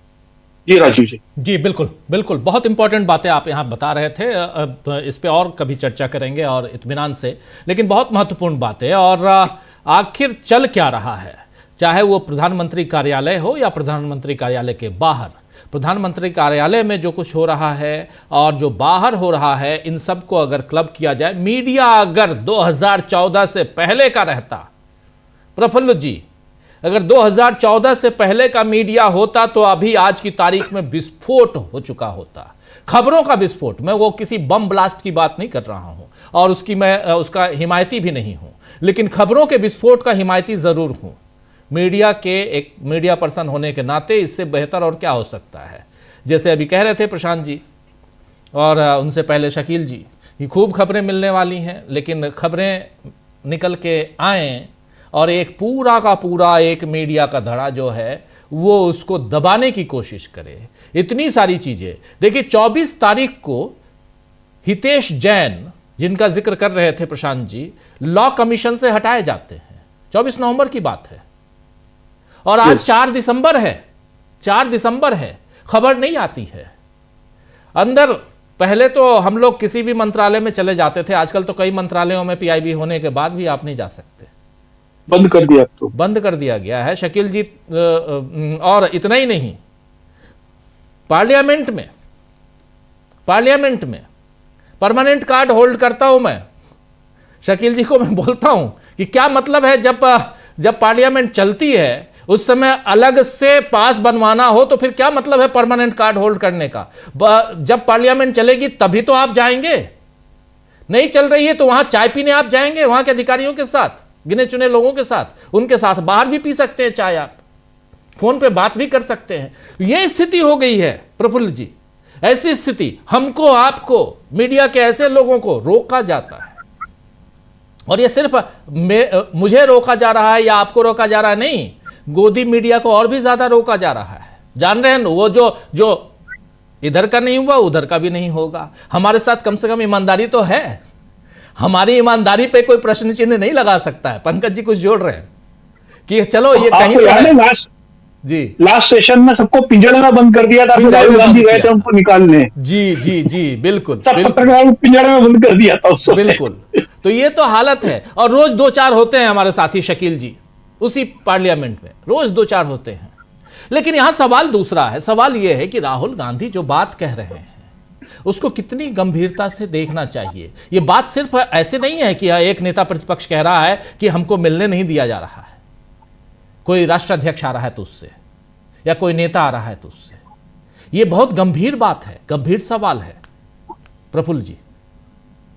जी सभी को नमस्कार। देखिए, कुल मिलाकर के जो भी है आपने जो बातें कही, ये बहुत बड़ी घटना इसलिए भी है कि हिटलर के यहाँ अगर गोबेल्स को अगर आघात लग जाए तो कितनी बड़ी घटना हो सकती है। उनके प्रचार मंत्री थे और तो इनका जो इस्तीफा हुआ है तो वो उसी माने स्तर की घटना है ये। और सिर्फ उनकी बात नहीं है ना, उसके साथ हिमानी सूद, नवनीत सहगल, इस डोमिनियन इफेक्ट्स है। जब एक ईंट गिरती है ना कतार में लगी हुई तो कई ईंटें एक साथ गिरने लगती है। डोमिनियन इफेक्ट्स इसको बोलते हैं। जो अब वो ठीक है कि वो तो होगा ही होगा। देखिए, इस तरह के अगर हम इतिहास में जाएं तो पीएन हक्सर और पीएन धर हमको याद आ रहे थे। जरा सा वो हिले थे, कांग्रेस की चूलें हिल गई थी। ये वो मजबूत होते हैं। और यहाँ तो भारतीय जनता पार्टी में तो अभी सरकार नहीं सर, डीप स्टेट का पूरा खेला है। इसको बिना डीप स्टेट का राजनीतिक नहीं, सत्ता में दखल इतना बढ़ गया है कि वही चला रहे हैं। अगर इनको हटाया गया, जोशी साहब को लाया गया था, वह भी डीप स्टेट। अगर हटाया गया है तो वह भी किसी दबाव में हटे हैं, और अगर फिर से आ गए हैं तो वह भी किसी दबाव में है। तो पूरे दबाव के साथ ये चीजें चल रही है, और उस दबाव का नतीजा भारतीय संदर्भ में अच्छा नहीं हो सकता है। और जिस प्रकार से कांग्रेस के नेता मीडिया सेल पवन खेरा जी ने इस बात का खुलासा प्रेस कॉन्फ्रेंस में कुछ घंटा पहले ही कर दिया था, उनका नाम लेकर के कहना शुरू कर दिया था। कई पत्रकारों के बीच में यह खबर भी आ गई थी। ये लीक एक जगह से नहीं हुआ है कि वहां पर जाकर के आप कर देंगे। ये एकदम कई जगह पर फटा है, और कई जगह तो बहुत पहले से हो रहे हैं। कुछ लोगों ने तो किताब भी लिखने की कोशिश की, और उसमें उन्होंने उसका चैप्टर भी जोड़ा इनके कारनामों का। तो ऐसा नहीं कि ये पहली बार हो रहा है। कांग्रेस ने इसको तो तब तक इंतजार किया जब तक इस मामले में कोई ठोस संकेत उनको नहीं मिल गया। और अब तो खुद वहां से आ रहा है, जो इसके जो चिल्ला रहे हैं उनकी चीख से ही पता चल रहा है कि उन पर क्या बीत रही है। तो ये आ रहे हैं। अभी महादेव ऐप की बात हो रही है, तो जिस समय में छत्तीसगढ़ में इसका मामला, आप बेहतर जानते हैं छत्तीसगढ़ को, छत्तीसगढ़ में जिस ढंग से बेटिंग ऐप का मामला चल रहा था, उस समय में तो ये दुबई में उन्होंने कई बार एफआईआर किया, कई बातें लिखी, कई बात सरकार को बताई, भूपेश बघेल जब वहां पर मुख्यमंत्री थे तब, लेकिन कहीं कोई सुनवाई नहीं हुई। वो तो बेचारे मुख्यमंत्री थे, उनके पास कहाँ इतना इंटेलिजेंस और कहाँ इतनी चीजें। वो लिख रहे थे कि इसका मास्टरमाइंड दुबई में बैठा हुआ है। अब पीएमओ को लिख रहे थे, सरकार को लिख रहे थे, और सरकार मुस्कुरा रही थी। खैर, दुबई में नहीं बैठा है, बैठा है हमारी गोद में, हमारी गोद का आदमी वहां बैठा है। तो ये जो चीजें थी उनके ऊपर कार्रवाई होगी, उनका छापा हो गया, और किस प्रकार चुनाव के नतीजे उनका बेटा भी जेल में है, भूपेश बघेल का बेटा जेल में है इसी मामले में। जी, वो जेल में भी है, और उनको लगातार बदनाम किया गया। और अब देखिए कि मामला कहाँ है। तो असल में क्या है कि ये पूरा का पूरा डीप स्टेट चला रहा है। पूरी सरकार को उसका दखल इतना जबरदस्त बढ़ गया है। वो कभी आरएसएस के माध्यम से कह लीजिए, कभी क्या आरएसएस का तो दखल है ही, उसी की छाया है। इनको समझ में नहीं आ रहा है कि इसका हम कैसे इस्तेमाल करें। अभी पंकज सर कह रहे थे, तो वो जिस एक उपन्यास की चर्चा कर रहे थे, शायद इशारा कर रहे थे, चंद्रकांता संतति शायद उसका नाम है, और देवकी नंदन खत्री उसके लेखक हैं। जो मर जाता है और फिर जिंदा हो जाता है, जो जिंदा हो गया उसको कुछ दिन के बाद फिर मरा, और क्या भूतनाथ और कौन। तो इनको जिस समय में इस देश में रामायण चल रहा था, उसी आसपास में यह भी चल रहा था। और आप जानते हैं कि प्रेमचंद का नाम लेना यहाँ इसलिए जरूरी है कि प्रेमचंद हमारे वो साहित्यकार रहे हैं जिन्होंने खत्री जी के, देवकी नंदन खत्री के, चंद्रकांता संतति के द्वारा फैलाई जा रही मिथ्या संस्कृति और जो है सो कॉन्स्पिरेसी कथाओं को लोक चित्त में बसाने की जो सांस्कृतिक कोशिश हो रही थी, इसके विरोध में उन्होंने कहा था कि तिलस्म और अय्यारी की कथाएं सुनना बंद कीजिए और उन्होंने अपनी कहानियां लिखनी शुरू की, प्रेमचंद ने। जिस दिन चंद्रकांता संतति की लोकप्रियता बढ़ गई और प्रेमचंद के पाठक कम होते गए, सरकार ने पिछली बार भी जब अटल बिहारी वाजपेयी जी आए थे तो पहला आघात प्रेमचंद पर ही लगा था। कौन दूसरी एक लेखिका को ले आए थे प्रेमचंद को हटा करके? पंकज जी बताएंगे उनका नाम, शायद मृदुला नाम होगा, मुझे स्मरण नहीं इसमें मैं, लेकिन उनको प्रेमचंद को कोर्स से हटाया गया था। मेरे कहने का मतलब ये है कि इनको हर वो चीज नहीं सोचती है जो स्वाभाविक तरीके से आए। ये रहस्य और कंस्पिरेसी कथाओं, कथा के भीतर कथा, इसके भीतर वो, ये जुगाड़ वाले लोग हैं, ये जुगाड़ से चलते हैं, व्यवस्था से नहीं चलते हैं। जुगाड़ से हमारे मताधिकार का अपहरण हो गया, ऑफिशियल किडनैपिंग, अरेस्टिंग हो गई, हमारे मतदाताओं की डिजिटल अरेस्टिंग हो रही है और उनको रोक लिया गया। सुप्रीम कोर्ट लगातार सुनवाई हो रही है, अभी भी चल रही है, कोई ना कोई फैसला आएगा ही। अब इनिशियो एनोमली उसमें है कि आप कैसे, गवर्नमेंट इन कंटिन्यूटी तो चल रही है, लेकिन गवर्नमेंट को क्रिएट करने वाली जो ताकत है उसको आप डिसकंटिन्यू कर दे रहे हैं, उसको आप संदेहास्पद कर दे रहे हैं। ऐसा कैसे हो सकता है? संविधान से प्राप्त कोई भी स्वायत्तता संविधान को नहीं रौंद सकती है, उससे निर्गत कोई भी ताकत, संवैधानिक ताकत से संविधान को रौंदा नहीं जा सकता है, चाहे वो 368 हो या कुछ और हो। अभी तो बहस 324 अनुच्छेद आर्टिकल 324 और 327 पर कर रहे हैं। हमारे बड़े बड़े वकील लगे हुए देखे, लेकिन एक बात बिल्कुल तय है कि जो पॉपुलिज्म और जो ऑटोरिज्म है, इन लोगों का जो आत्ममुखतावाद है, ये समझते हैं कि दुनिया उतनी ही दूर है जितनी दूर दुनिया दिखती है। रघुवीर शाह ने कहा था कि राजा तब मरता है जब उसे ये एहसास हो जाता है कि उसके सिंहासन की चौहद्दी उतनी ही दूर है जितनी दूर उसके सिंहासन के पाए जितनी जगह घेरते हैं, उतनी ही दूर अगर उसका कार्यक्षेत्र है तब राजा की, ये शासक की स्थिति खराब होती है। ये समझते हैं कि पीएमओ ही देश है, पीएमओ देश नहीं है, देश बहुत बड़ा है। और इस डीप स्टेट के मामले में जिस प्रकार से आप शासन कर रहे हैं, आप अपने ही भार से इसको खुलेंगे। और हर शासन व्यवस्था में ये बात होती है। अब रही हम लोगों की बात कि हम लोग इसका विश्लेषण करें, तो हम लोग को मुद्दे मिलेंगे, विश्लेषण करेंगे। कांग्रेस ने इसको उठाया है अपने तरीके से, और राहुल गांधी जी ने जो बात कही है, एन मौके पर कही है, उसके कहने का अर्थ ये है कि उन्होंने, देखिए, उन्होंने जो सबसे कीवर्ड कहा, उन्होंने कहा अदर साइड। ये अदर साइड बहुत इंपॉर्टेंट है, क्योंकि ये जो सरकार है ये अदर साइड में विश्वास ही नहीं करती है, ये सिंगल साइड में विश्वास करती है। ये शोले फिल्म के विजय, क्या नाम है, धीरू, जय और वीरू, हाँ, जय और वीरू के सिक्के की तरह राजनीति को समझती है, जिसके दोनों पृष्ठ पर, दोनों तरफ एक ही बात लिखी होती है। ये ऐसे सिक्के की बात कर रहे हैं जहां अदर साइड होता ही नहीं है। बी और टेल्स बी दोनों जी और बोलते हैं, इसलिए इनकी जीत होती है। राहुल गांधी ने इस बात का एहसास किया है कि पुतिन जी के लिए खबर तो जाएगी ही, के लिए अदर साइड को भी जानना जरूरी है। अब उनके पास अपने इंटेलिजेंस रिपोर्ट हैं, कैसे बातें होंगी कि नहीं होंगी, ये तो वो बेहतर जाने। लेकिन मैं इतना जरूर जानता हूं कि कांग्रेस पार्टी जो है, जैसे नरेंद्र मोदी जी का रिपब्लिकन से अधिक नजदीकी इनकी पार्टी की विचारधारात्मक हो सकती है, उसी प्रकार कांग्रेस की नजदीकी, मतलब पुतिन की नजदीकी उनसे डेमोक्रेट से अधिक हो सकती है, तो राहुल गांधी या कांग्रेस पार्टी से अधिक हो सकती है। इसकी अधिक राजनीतिक अनुकूलता है, रिपब्लिकन से नहीं। अगर वहां पर रिपब्लिकन और उनका द्वंद्व है तो यहाँ उनके साथ ही नरेंद्र मोदी भरोसेमंद नहीं हो सकते हैं, राहुल गांधी हो सकते हैं, ऐसी मेरी प्रतीति है। नहीं, ये आप सही कह रहे हैं, ये सही कह रहे हैं। मैं दावे के साथ मैं मुहर लगाता हूं आपकी बातों पे। सर, आप सही कह रहे हैं, इसलिए कह रहे हैं सही क्योंकि 2014 से और ये 2025 से 11 साल हो गए। 11 साल में रूस ने बहुत कुछ झेला है, नरेंद्र मोदी की बहुत सारी चीजें झेली हैं रूस ने। और जिस ढंग से भारत ने अपने रक्षा बजट को बांट दिया, जो रूस की तरफ मैक्सिमम था, रक्षा बजट को जिस ढंग से बांटा, उससे रूस काफी नाराज है, नाराजगी है रूस की। यह अलग चीज है कि आज की तारीख में भारत को, अब ऑपरेशन सिंदूर के बाद भारत को रशिया नजर आ रहा है।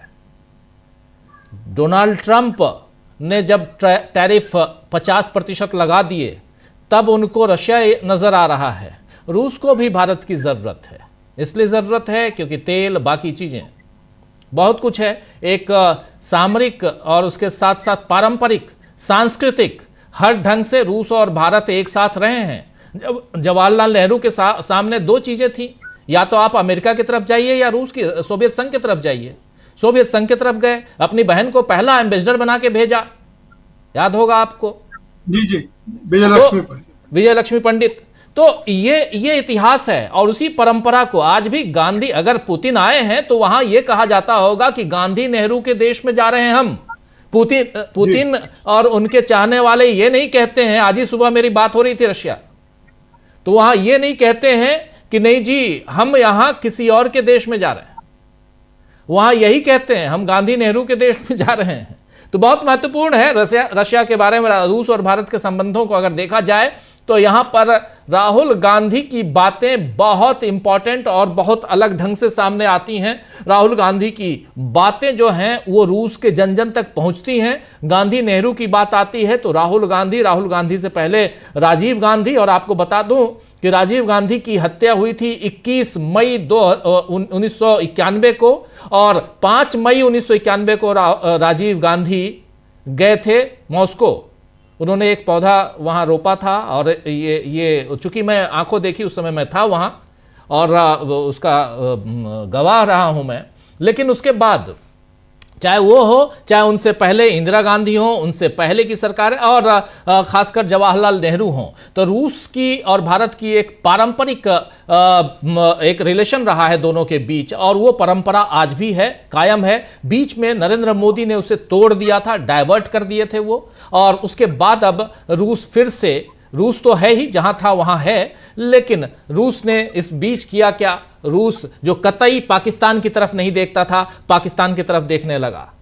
और यही सबसे ज्यादा, सबसे बड़ी कमजोरी नरेंद्र मोदी सरकार की है कि रूस को पाकिस्तान के खेमे में भी जाने दिया नरेंद्र मोदी की सरकार ने।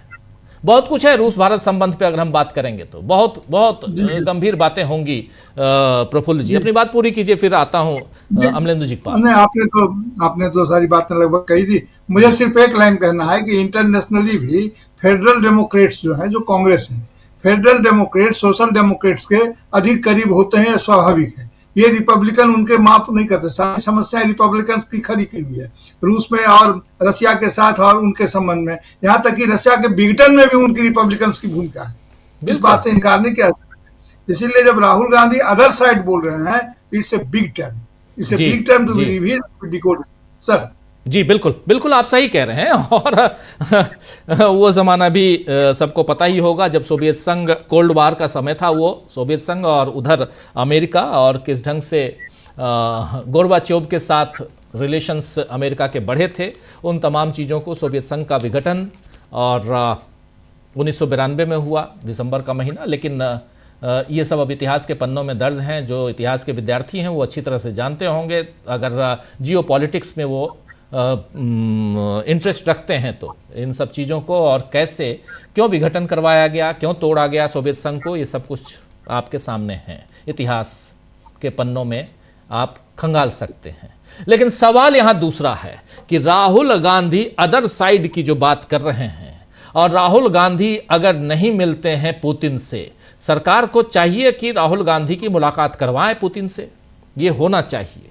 लेकिन अगर नहीं मिल पाते हैं तो क्या मैसेज जाने वाला है, इसकी चर्चा भी होनी चाहिए। जरा जल्दी से आना चाहता हूं अमलेंदु जी, और फिर समय चूंकि ज़्यादा अब नहीं बचा है, फिर सबके पास, आप सबके पास आता हूं। इसका क्या मैसेज जाएगा, क्या पैगाम जाएगा अगर राहुल गांधी की मुलाकात नहीं करवाती है सरकार? बात राहुल गांधी की नहीं है, बात नेता प्रतिपक्ष की है, और रूस के राष्ट्रपति से अगर मुलाकात नहीं होती है तो क्या मैसेज जा सकता है, जाएगा क्या? अमलेंदु जी देखिए, एक तो राजीव जी राहुल गांधी इस बात के मोहताज नहीं है कि मोदी जी पुतिन से उनकी मुलाकात करवाएं। राहुल गांधी जब चाहेंगे तब पुतिन से मुलाकात हो जाएगी, मॉस्को में भी हो जाएगी। तो राहुल गांधी का वो एक लीगेसी है, नरेंद्र मोदी को उस लीगेसी को प्राप्त करने के लिए 170 जन्म लेने पड़ेंगे। लेकिन जो सरकार का दायित्व है, सरकार उसको पूरा क्यों नहीं कर रही? बात इस बात की है, मसला यहाँ पे है। मसला ये नहीं है कि राहुल गांधी जो मिलने के लिए उतावले हैं पुतिन से कि साहब पुतिन से मुलाकात हो जाए। बात ये कि एक प्रोटोकॉल है, उस प्रोटोकॉल का पालन ये सरकार क्यों नहीं कर रही है? आखिर ये सरकार या मोदी जी राहुल गांधी से इतने डरते क्यों हैं? अब बीजेपी ने तो कह दिया कि साहब राहुल गांधी चूंकि विदेश में जाके भारत की बुराई करते हैं तो इसलिए नहीं मिलने दे रहे हम। ये बयान आ गया बीजेपी के कई नेताओं का। तो भाई अगर ये मसला है तो फिर मोदी तो बहुत बुराई कर चुके हैं भारत की। तो मोदी जी को तो बाहर जाने ही नहीं दिया है, किसी से मिलने ही नहीं दिया है, विदेश में कोई भी विदेशी प्रतिनिधिमंडल आए। तो राजीव जी, इसका संदेश पूरी दुनिया में एक बहुत खराब जाएगा कि सरकार जो है वो किस तरीके से अपने विपक्ष से डरी हुई है। और वैसे ही राजीव जी, यहाँ की जो चुनावी प्रक्रिया है वो इस समय पूरी दुनिया में जेर बहस है कि किस तरीके से वोट चोरियां की जा रही हैं। जो आरोप हैं ये राजीव जी सारी दुनिया में छप रहा है। ऐसा नहीं है कि सिर्फ यही नारे लग रहे हैं। वोट चोर गद्दी छोड़ के नारे अगर संसद में लगते हैं राजीव जी, वो पूरी दुनिया उसको पढ़ती है कि भारत की संसद में वोट चोर गद्दी छोड़ के नारे लग रहे हैं। तो यानी जो संसद के अंदर नारे लग रहे हैं वोट चोर गद्दी छोड़, ये सरकार उस पर मोहर लगा रही है। फिर अगर आप राहुल गांधी को मिलने से रोकते हैं, पुतिन को, राहुल गांधी नहीं बल्कि कहूंगा नेता प्रतिपक्ष को, अगर आप नेता प्रतिपक्ष को अगर आप विदेशी जो मेहमान आ रहा है उससे मिलने से रोकते हैं, इसका मतलब यह है कि जो संसद में नारे लग रहे हैं वोट चोर गद्दी छोड़, तो इसका मतलब वोट चोरी का मामला है। कुछ भयभीत है बहुत ज्यादा सरकार जो है, प्रधानमंत्री भयभीत है। ये राजीव जी समझा सकता है।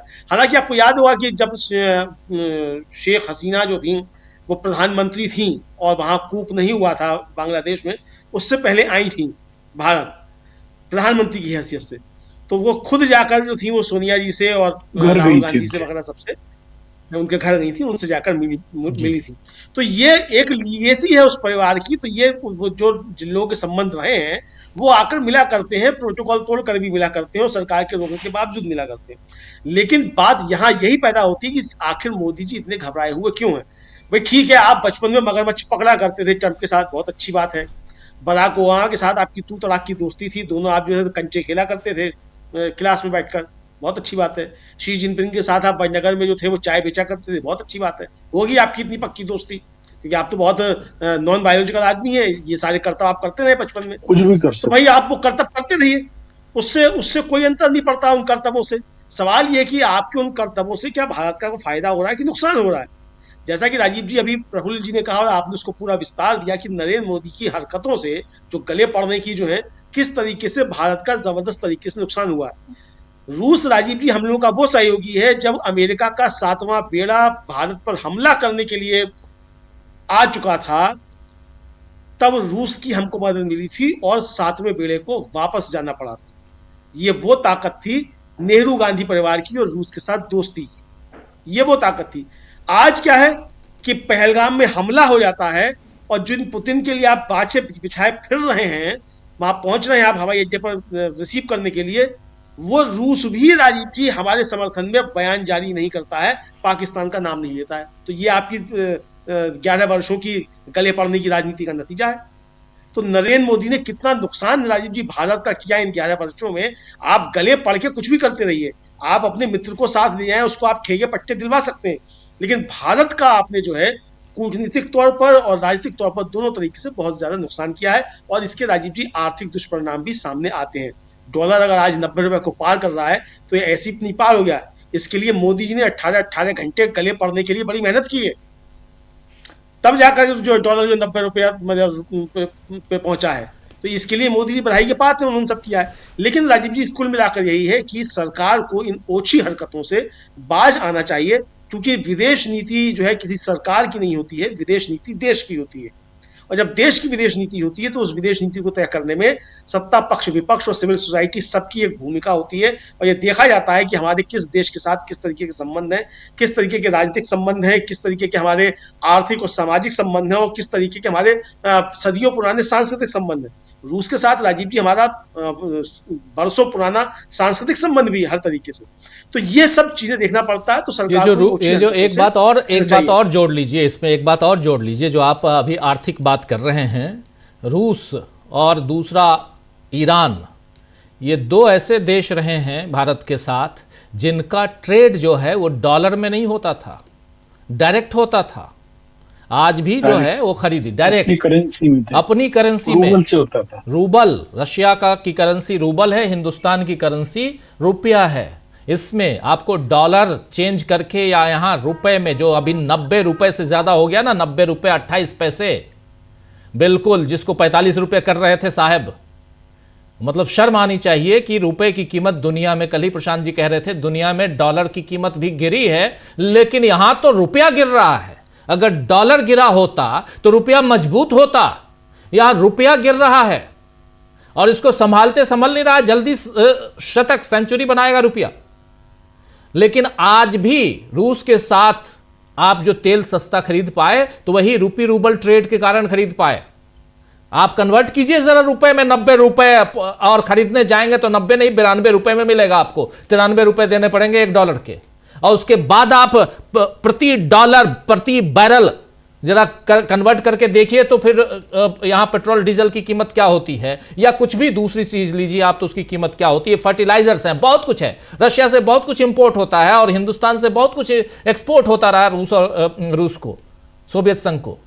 तो इसलिए इस ट्रेड को भी समझना होगा। और ये बातें उस समय अंधभक्ति, अमेरिका की अंधभक्ति में आंख पे अमेरिका की पट्टी बांधकर सब कुछ हमने छोड़ दिया था। अब अच्छा है कि याद आ रहा है, रशिया और पुतिन यहां हैं, लेकिन आगे देखते हैं कि गुजरात के व्यापारी क्या करते हैं। चलिए खैर, आना चाहता हूं शकील जी आपके पास। फायदा तो गुजरात का ही होना है, गुजरात में ही तो सब कुछ है। अब क्या पता कि 2029 के बाद दिल्ली, राजधानी दिल्ली में पॉल्यूशन ज्यादा हो गया है तो हम अहमदाबाद को राजधानी बना दें। 29 में ऐसे भी, 30 में ऐसे भी कॉमनवेल्थ गेम्स होना है अहमदाबाद में, तो हो सकता है। लेकिन शकील जी, सवाल यह है कि राहुल गांधी और पूरा विपक्ष कर क्या रहा है, क्या है अंदर खाने? राहुल गांधी ने तो आज सबसे बड़ी बात कह दी। उन्होंने इनसिक्योरिटी की बात कह के मोदी जी को पूरी तरह हिला दिया और ये पहले से बता दिया कि मुझे उनसे मिलने नहीं दिया जा रहा है। सिर्फ 2 दिन का प्रोग्राम है पुतिन का, कल शाम को वापसी है, कल ही वापस चले जाएंगे वो। और अभी तक के प्रोग्राम में कहीं पे भी नेता प्रतिपक्ष से मिलने का इंक्लूड नहीं किया गया है। तो कांग्रेस तो पूरी तरह हमलावर है। बीजेपी ने ये सोचा था कि SIR पर बात करवा के, चाहे नाम कुछ भी रख ले वो, चुनाव सुधार, कांग्रेस को, विपक्ष को शांत कर देंगे, मगर वो नहीं हुआ। कल उसने लेबर लॉ के खिलाफ प्रदर्शन किया था, आज पॉल्यूशन के ऊपर किया उसने। तो लगातार कांग्रेस तो लड़ रही है। दूसरा एक बात बता दें हम, वो रह जाएगी बीच में, अभी जो प्रफुल्ल जी ने बड़ी अच्छी बात कही थी, प्रफुल्ल जी, वो मृदुला सिन्हा को कोर्स में शामिल किया गया था। प्रफुल्ल जी को ले आइए जरा स्क्रीन पे ले आइए प्रफुल्ल जी को। हाँ जी, कोई बात जी, जी। प्रफुल्ल जी, वो मृदुला सिन्हा को शामिल किया गया था। लोग आमतौर पर मृदुला गर्ग समझ लेते हैं, तो मृदुला सिन्हा है, थी, अब चली गई, वो नहीं रही, और बीजेपी की नेता रही हैं वो, राज्यपाल भी रही हैं वो। और हमें अच्छी तरह याद है कि इस सवाल को सरला माहेश्वरी ने राज्यसभा में उठाया था। हम उस दिन वहीं थे गैलरी में, और वाजपेयी सरकार के टाइम की बात है, और सुषमा स्वराज ने जवाब देते हुए कहा था, वो लिखा है हमने, कि क्या प्रेमचंद को भी पढ़ाते रहे। बड़ी हिकारत से बोला था प्रेमचंद के बारे में। तो प्रेमचंद के बारे में इनकी दृष्टि ये है, बड़ी हिकारत से बोलते हैं प्रेमचंद के बारे में। तो दूसरा एक ये और याद आ गया कि अभी जो अमलेंदु जी ने कहा कि जो सातवें बेड़े की बात करी इन्होंने बड़ी अच्छी, तो उस वक्त इंदिरा गांधी ने क्या कहा था? रूस ने तो हमारी मदद करी। इंदिरा गांधी ने कहा था कि 7वां बेड़ा नहीं, 8वां भी पहुंचा दो, लेकिन मैं पाकिस्तान को अब सबक सिखा के रहूंगी। तो ये सारी बातें जो हैं एक इतिहास है। अभी पुतिन पे बहुत सारी बातें हैं। ये आप प्रशांत जी कह रहे थे अभी की मीडिया को, या शायद आप कह रहे थे, बहुत सारी खबरें मिलेंगी। वो खबरें किस काम की जो हम छाप ही ना पाए, उनका उपयोग ही ना कर पाए, तो बेकार है वो खबरें। तो बहुत सारी अभी भी हैं, इतनी खबरें हैं, भरा पड़ा है। लेकिन आपने देखा कहीं किसी ने सवाल उठाया हो कि प्रधानमंत्री मोदी चुप क्यों? ट्रंप के हस्तक्षेप पे, प्रदूषण के ऊपर, सारे सवालों में चुप, कहीं कहीं कोई कुछ नहीं है। तो ये जो पुतिन साहब की बात हो रही थी अभी, तो कहां कहां आपने तो राजीव जी बहुत कुछ बता दिया और बहुत अच्छी तरह बता दिया। उसके बाद हमें लगता नहीं है कि रूस पे, पुतिन पे कुछ बोलने की गुंजाइश बची है। वाकई बहुत अच्छी तरह आपने बताया, इन बातों को समझाया और सुमोटो ही बताया आपने। अचानक बात आई तो आपका अनुभव है, जानकारियां हैं। तो पिछली बार जब आए थे पुतिन साहब तो गए थे राजघाट। अभी हम प्रोग्राम देख रहे थे, हम ठीक से जल्दी में देख नहीं पाए या क्या है, अभी हमें वो प्रोग्राम दिखा नहीं कि कल पुतिन सुबह राजघाट जा रहे हैं कि नहीं जा रहे। हो सकता है उन्हें राजघाट जाने के लिए भी मना कर दिया गया हो। जो भी विदेशी मेहमान आते हैं सबसे पहले राजघाट जाते हैं। और आपने बिल्कुल ठीक कहा, नेहरू और गांधी के देश के नाम पे ही भारत को जाना जाता है और ये नेहरू और गांधी को ही मिटाना चाहते हैं ये। जी राजीव जी। जी जी, बिल्कुल बिल्कुल आप सही कह रहे हैं। जरा प्रशांत जी जी क्या कहेंगे? यहाँ पे मामला फिर से राहुल गांधी पे आता है, मामला विपक्ष पे आता है, मामला विपक्षी नेताओं को दबाने पे आता है, मामला जो है प्रोटोकॉल पे आता है, मामला संवैधानिक दायित्वों पे आता है। हर जगह कहीं न कहीं यहाँ एक दबाव वाली स्थिति दिखाई देती है, दबाने वाली स्थिति दिखाई देती है। दबाव नहीं, प्रेशर नहीं, दबाने वाली स्थिति। लेकिन राजीव जी, पुतिन की मौजूदगी, रूस के राष्ट्रपति की मौजूदगी के दो बड़े फायदे हमको मिल सकते हैं। एक आपने कहा रक्षा सौदे, जिसमें कि S-400 एयर डिफेंस सिस्टम, जिसने अभी जब ऑपरेशन सिंदूर के दौरान बड़ा अच्छा काम किया, 5 हम उनसे ले रहे हैं, 3 वो सप्लाई कर चुके हैं, वो सप्लाई पूरी नहीं कर पा रहे क्योंकि यूक्रेन वॉर में फंसे हुए हैं। 5 उनसे हम और ले रहे हैं। तो ये तो बात फिक्स है, तो पहले से तय है। उसके बाद अगला मामला आता है कि 90 रुपए अगर आपका डॉलर है और आपको ओपन मार्केट से ऑयल खरीदना है, क्रूड ऑयल खरीदना है। अब रशियन ऑयल बंद कर दिया सरकारी कंपनियों ने भी, मुकेश अंबानी की रिफाइनरी ने भी, कम से कम SEZ वाले के लिए तो जो रूस से कच्चा तेल वो मंगवा रहे थे उनको बंद करना पड़ गया अमेरिका के दबाव में। तो पुतिन यहाँ पे हैं, उनसे आप लॉन्ग टर्म क्रूड ऑयल के इंपोर्ट का डील कर सकते हैं सस्ते में, रुपी रूबल में, जैसे आप कह रहे हैं, तमाम और कंसेशन पे भी, कि जो इंटरनेशनल मार्केट प्राइस है उससे कम में। लेकिन सवाल ये, क्या आप कर पाएंगे? क्या ये ट्रंप होने देगा? मसला वहां है जी। आपके और बीच के, पुतिन और मोदी के बीच में क्या बातचीत होनी, क्या समझौता होना है, वहां पे ट्रंप बैठा हुआ है। ट्रंप को तय करना है कि आप खरीदेंगे कि नहीं खरीदेंगे। ये ऐसी विचित्र स्थिति कभी भारत के सामने नहीं रही। भारत की स्थिति इतनी कमजोर कभी भी नहीं रही कि कोई तीसरा देश तय कर रहा है कि हम किससे क्या खरीदेंगे। तो पुतिन की मौजूदगी का कोई बहुत ज्यादा, मैं कहूंगा कि समीक्षा के लायक है नहीं। ये आप बहुत इंपॉर्टेंट बात आप कह रहे हैं कि अगर भारत और रशिया, यानी मोदी और पुतिन के इस मीटिंग, मुलाकात जो भी 2 दिन में होता है, इसका असर कुछ भी अगर अमेरिका की तरफ देख के ही होना है तो फिर इस मुलाकात का कोई मतलब नहीं है।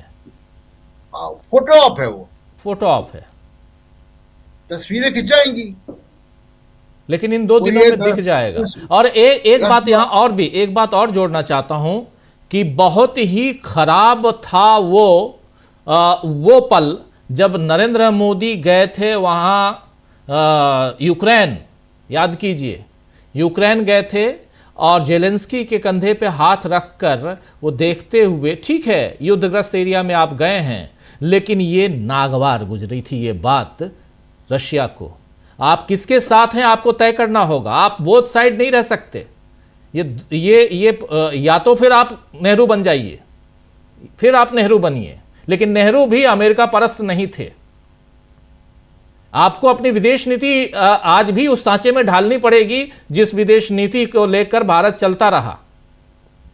देखिए राजीव जी, बड़ी उसके लिए अंदरूनी ताकत चाहिए कि इंदिरा गांधी की तरह कि आप व्हाइट हाउस में जाएं और रोनाल्ड रीगन के सामने खड़े हो कि आप कह दें कि हमारी दोस्ती सोवियत रूस से है और हमको मालूम है कि आपसे दोस्ती कैसे करनी है और सोवियत रूस से कैसे करनी है। ये हिम्मत और ये आत्मविश्वास जो इंदिरा गांधी में था वो मोदी साहब में नहीं है। मोदी साहब ये क्या कह सकते हैं ट्रंप को कि हमारे और रूस के बीच में दोस्ती है दशकों पुरानी, आपसे भी संबंध है, लेकिन आप मुझे ये ना बताएं कि हम तेल कहां से खरीदेंगे। जी। तो इसलिए मैं कह रहा हूं कि उसका कोई बहुत सबसे बड़ी राहत इस वक्त पुतिन हमको क्या दे सकते हैं हमारी इकोनॉमी में, सस्ता तेल, और सस्ते तेल से हम एक्सपोर्ट करेंगे या अपने कंज्यूमर्स को देंगे। वो एक बड़ी राहत जो है हमारे जो मुद्रा कोष है, विदेशी मुद्रा कोष, उसमें मिल सकती है। सबसे ज्यादा पैसा हमारा विदेशी मुद्रा कोष में जो खर्च होता है वो तेल खरीदने में खर्च होता है। तो पुतिन की विजिट का केवल फोटो ऑप है, तस्वीरें हैं, इसलिए आज भी राजनीतिक गलियारों में राजीव जी चर्चा पुतिन की नहीं है, चर्चा हिरेन जोशी की है। वहां क्या हो रहा है जी।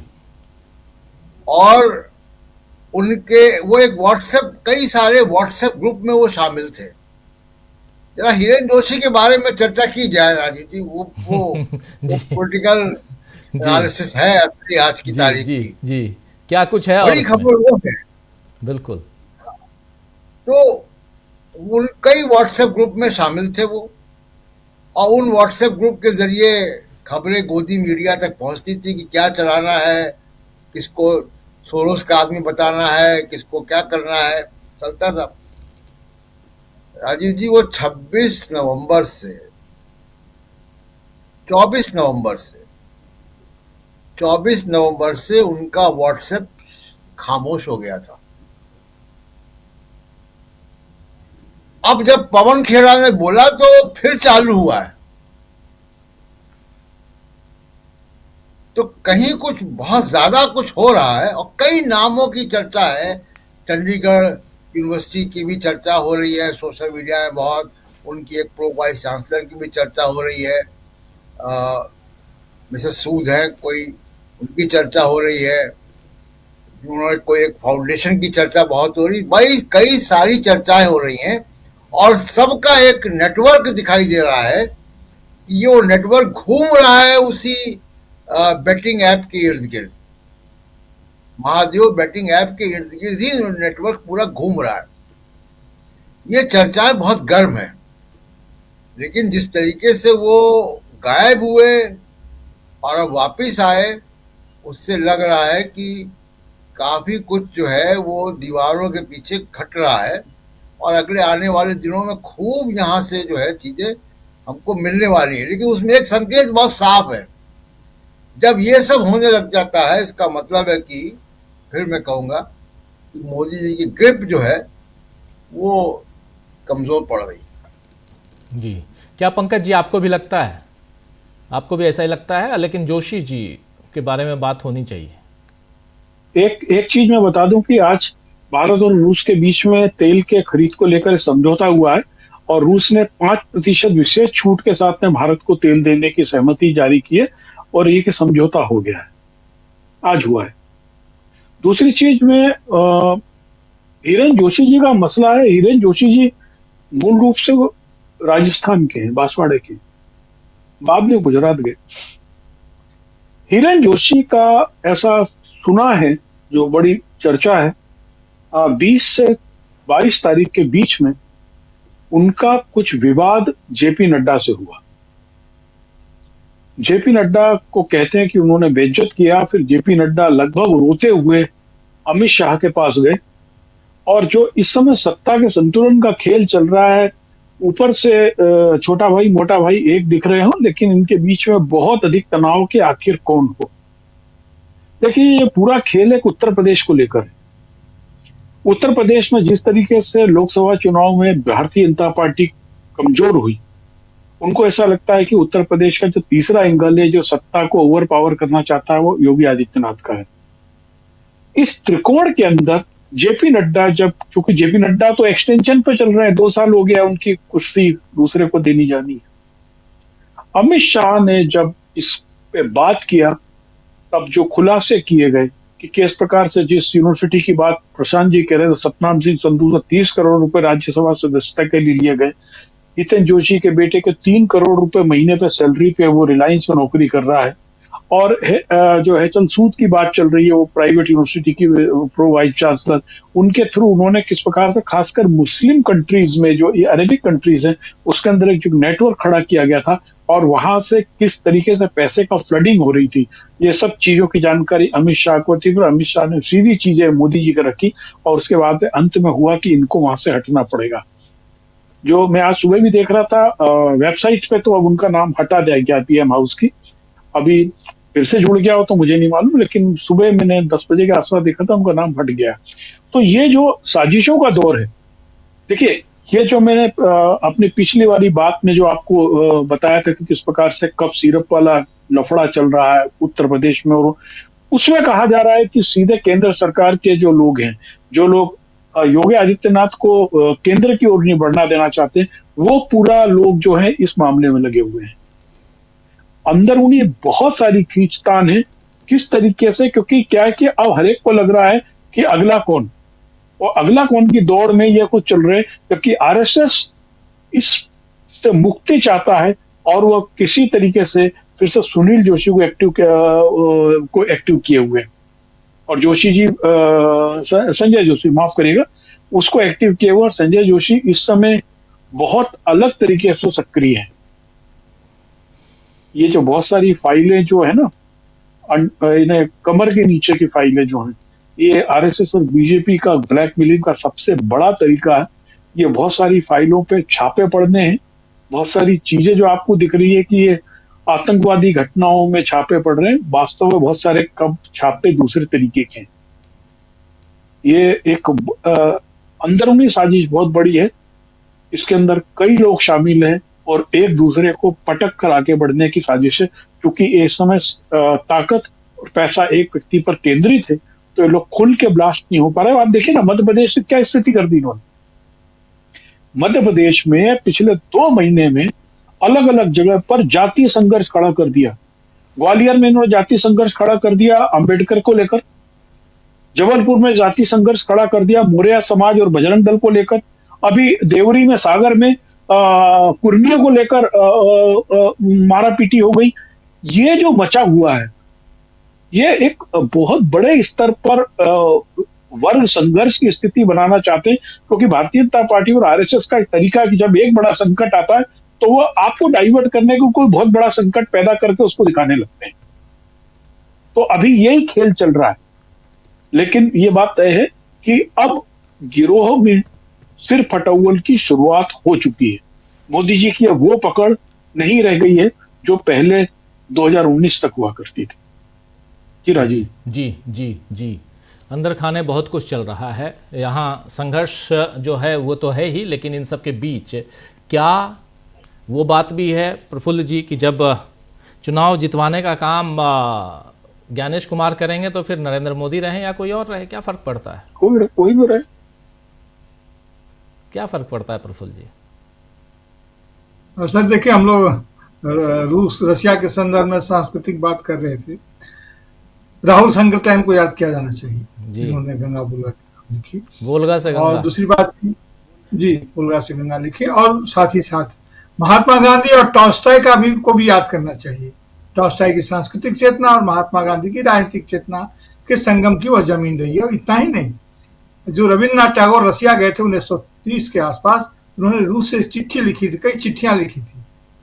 बंगाल में उन चिट्ठियों का बड़ा सम्मान है, रूसेर चिट्ठी, रूस की चिट्ठियां, तो उसको लोग बराबर पढ़ते रहते हैं। उसमें कई संदर्भ और कई स्रोत हैं।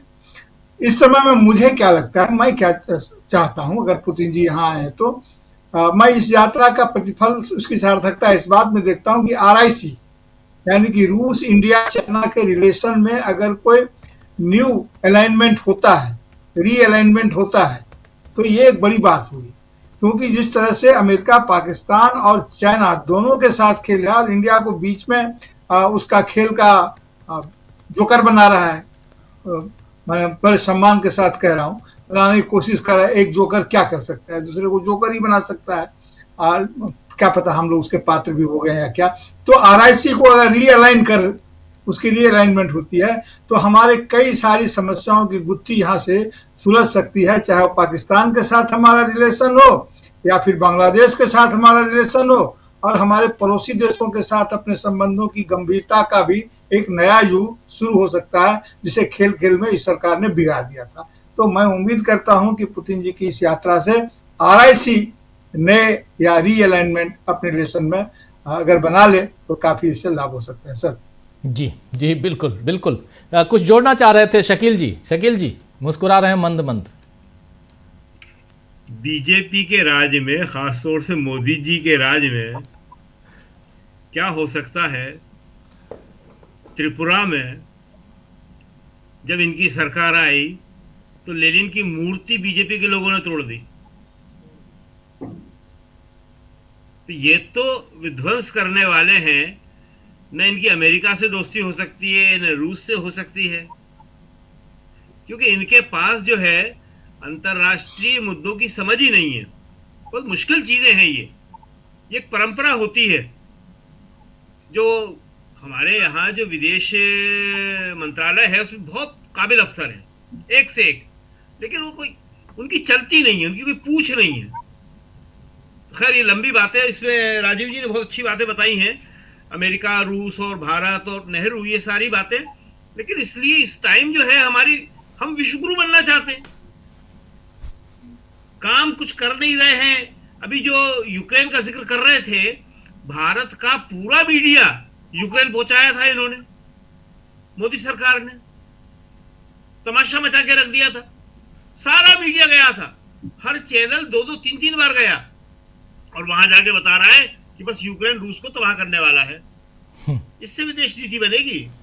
खैर जी राजीव जी, आप बिल्कुल सही कह रहे हैं। उस समय तो बिल्कुल व्लादिमीर पुतिन को अपने देश में पता नहीं कहाँ का डिक्टेटर साबित करने की कोशिश होती रही।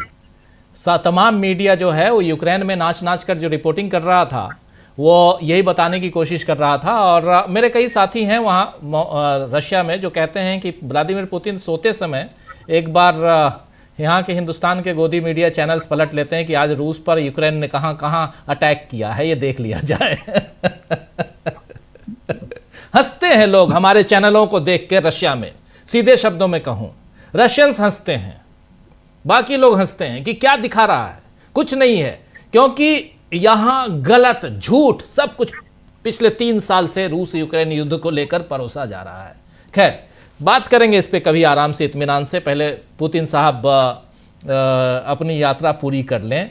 अमलेंदु जी आप भी कुछ जोड़ना चाह रहे थे जल्दी से, फिर अमलेंदु जी की आवाज बढ़ाई।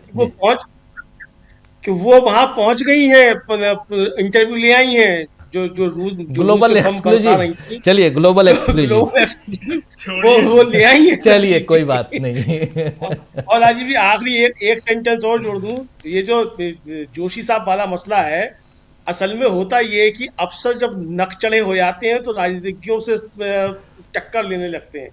तो चलिए आज सूचना है, पता नहीं कितनी सच है कितनी गलत है, कि अपने छोटे वाले मोटा भाई जो हैं उनको निपटाने का प्लान कुछ तैयार हो रहा था, तो वो सतर्क हो गए, तो इसलिए ये सारी चीजें हुई हैं। अभी कितना सच है कितना झूठ, जो जिनके प्लान है वो जाने। जी राजीव जी, क्या सच क्या सही। लेकिन हाँ, पीएमओ जिसका नाम बदले हैं, क्या इसी कारण नाम बदल दिया गया, सेवा तीर्थ कर दिया गया है या कुछ और है? चलिए, क्योंकि कोड वर्ड में कहीं पीएमओ आ रहा होगा तो चलो अब नाम चेंज कर देते हैं। लेकिन फिर भी बहुत महत्वपूर्ण है कि यहाँ एक साथ इस्तीफों की झड़ी, और ये इस्तीफे अंदर खाने बहुत होने वाले हैं, ये तय मानिए। और इन सब के बीच अंदर खाने एक संकट की सुगबुगाहट दिखाई दे रही है, और ये बात भी कही जा रही है कि आखिर राहुल गांधी तक बहुत सारी खबरें कैसे पहुंचाई जा रही हैं, कल क्यों आखिर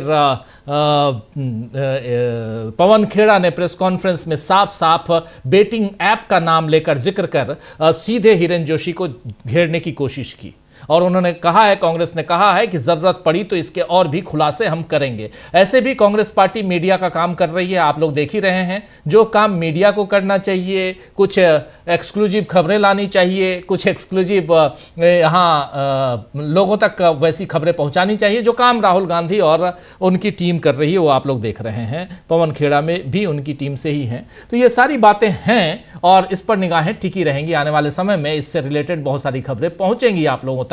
लेकिन प्रसार भारती के जो सीईओ हैं वो क्यों हटा दिए गए अचानक आधी रात को, और उनकी विदाई किस ढंग से हुई है, उनकी चिट्ठी को अगर आप पढ़ेंगे तो आपको समझ में आ जाएगा। और इसी तरह बाकी तमाम बहुत सारी खबरें आएंगी। बहुत बहुत शुक्रिया अमलेंदु जी, बहुत शुक्रिया शकील जी, प्रशांत जी, प्रफुल्ल जी, पंकज जी, आप सबका बहुत शुक्रिया, बहुत धन्यवाद इस चर्चा में बने रहने के लिए। और आप तमाम साथियों, आप सबका भी शुक्रिया अदा करता हूं।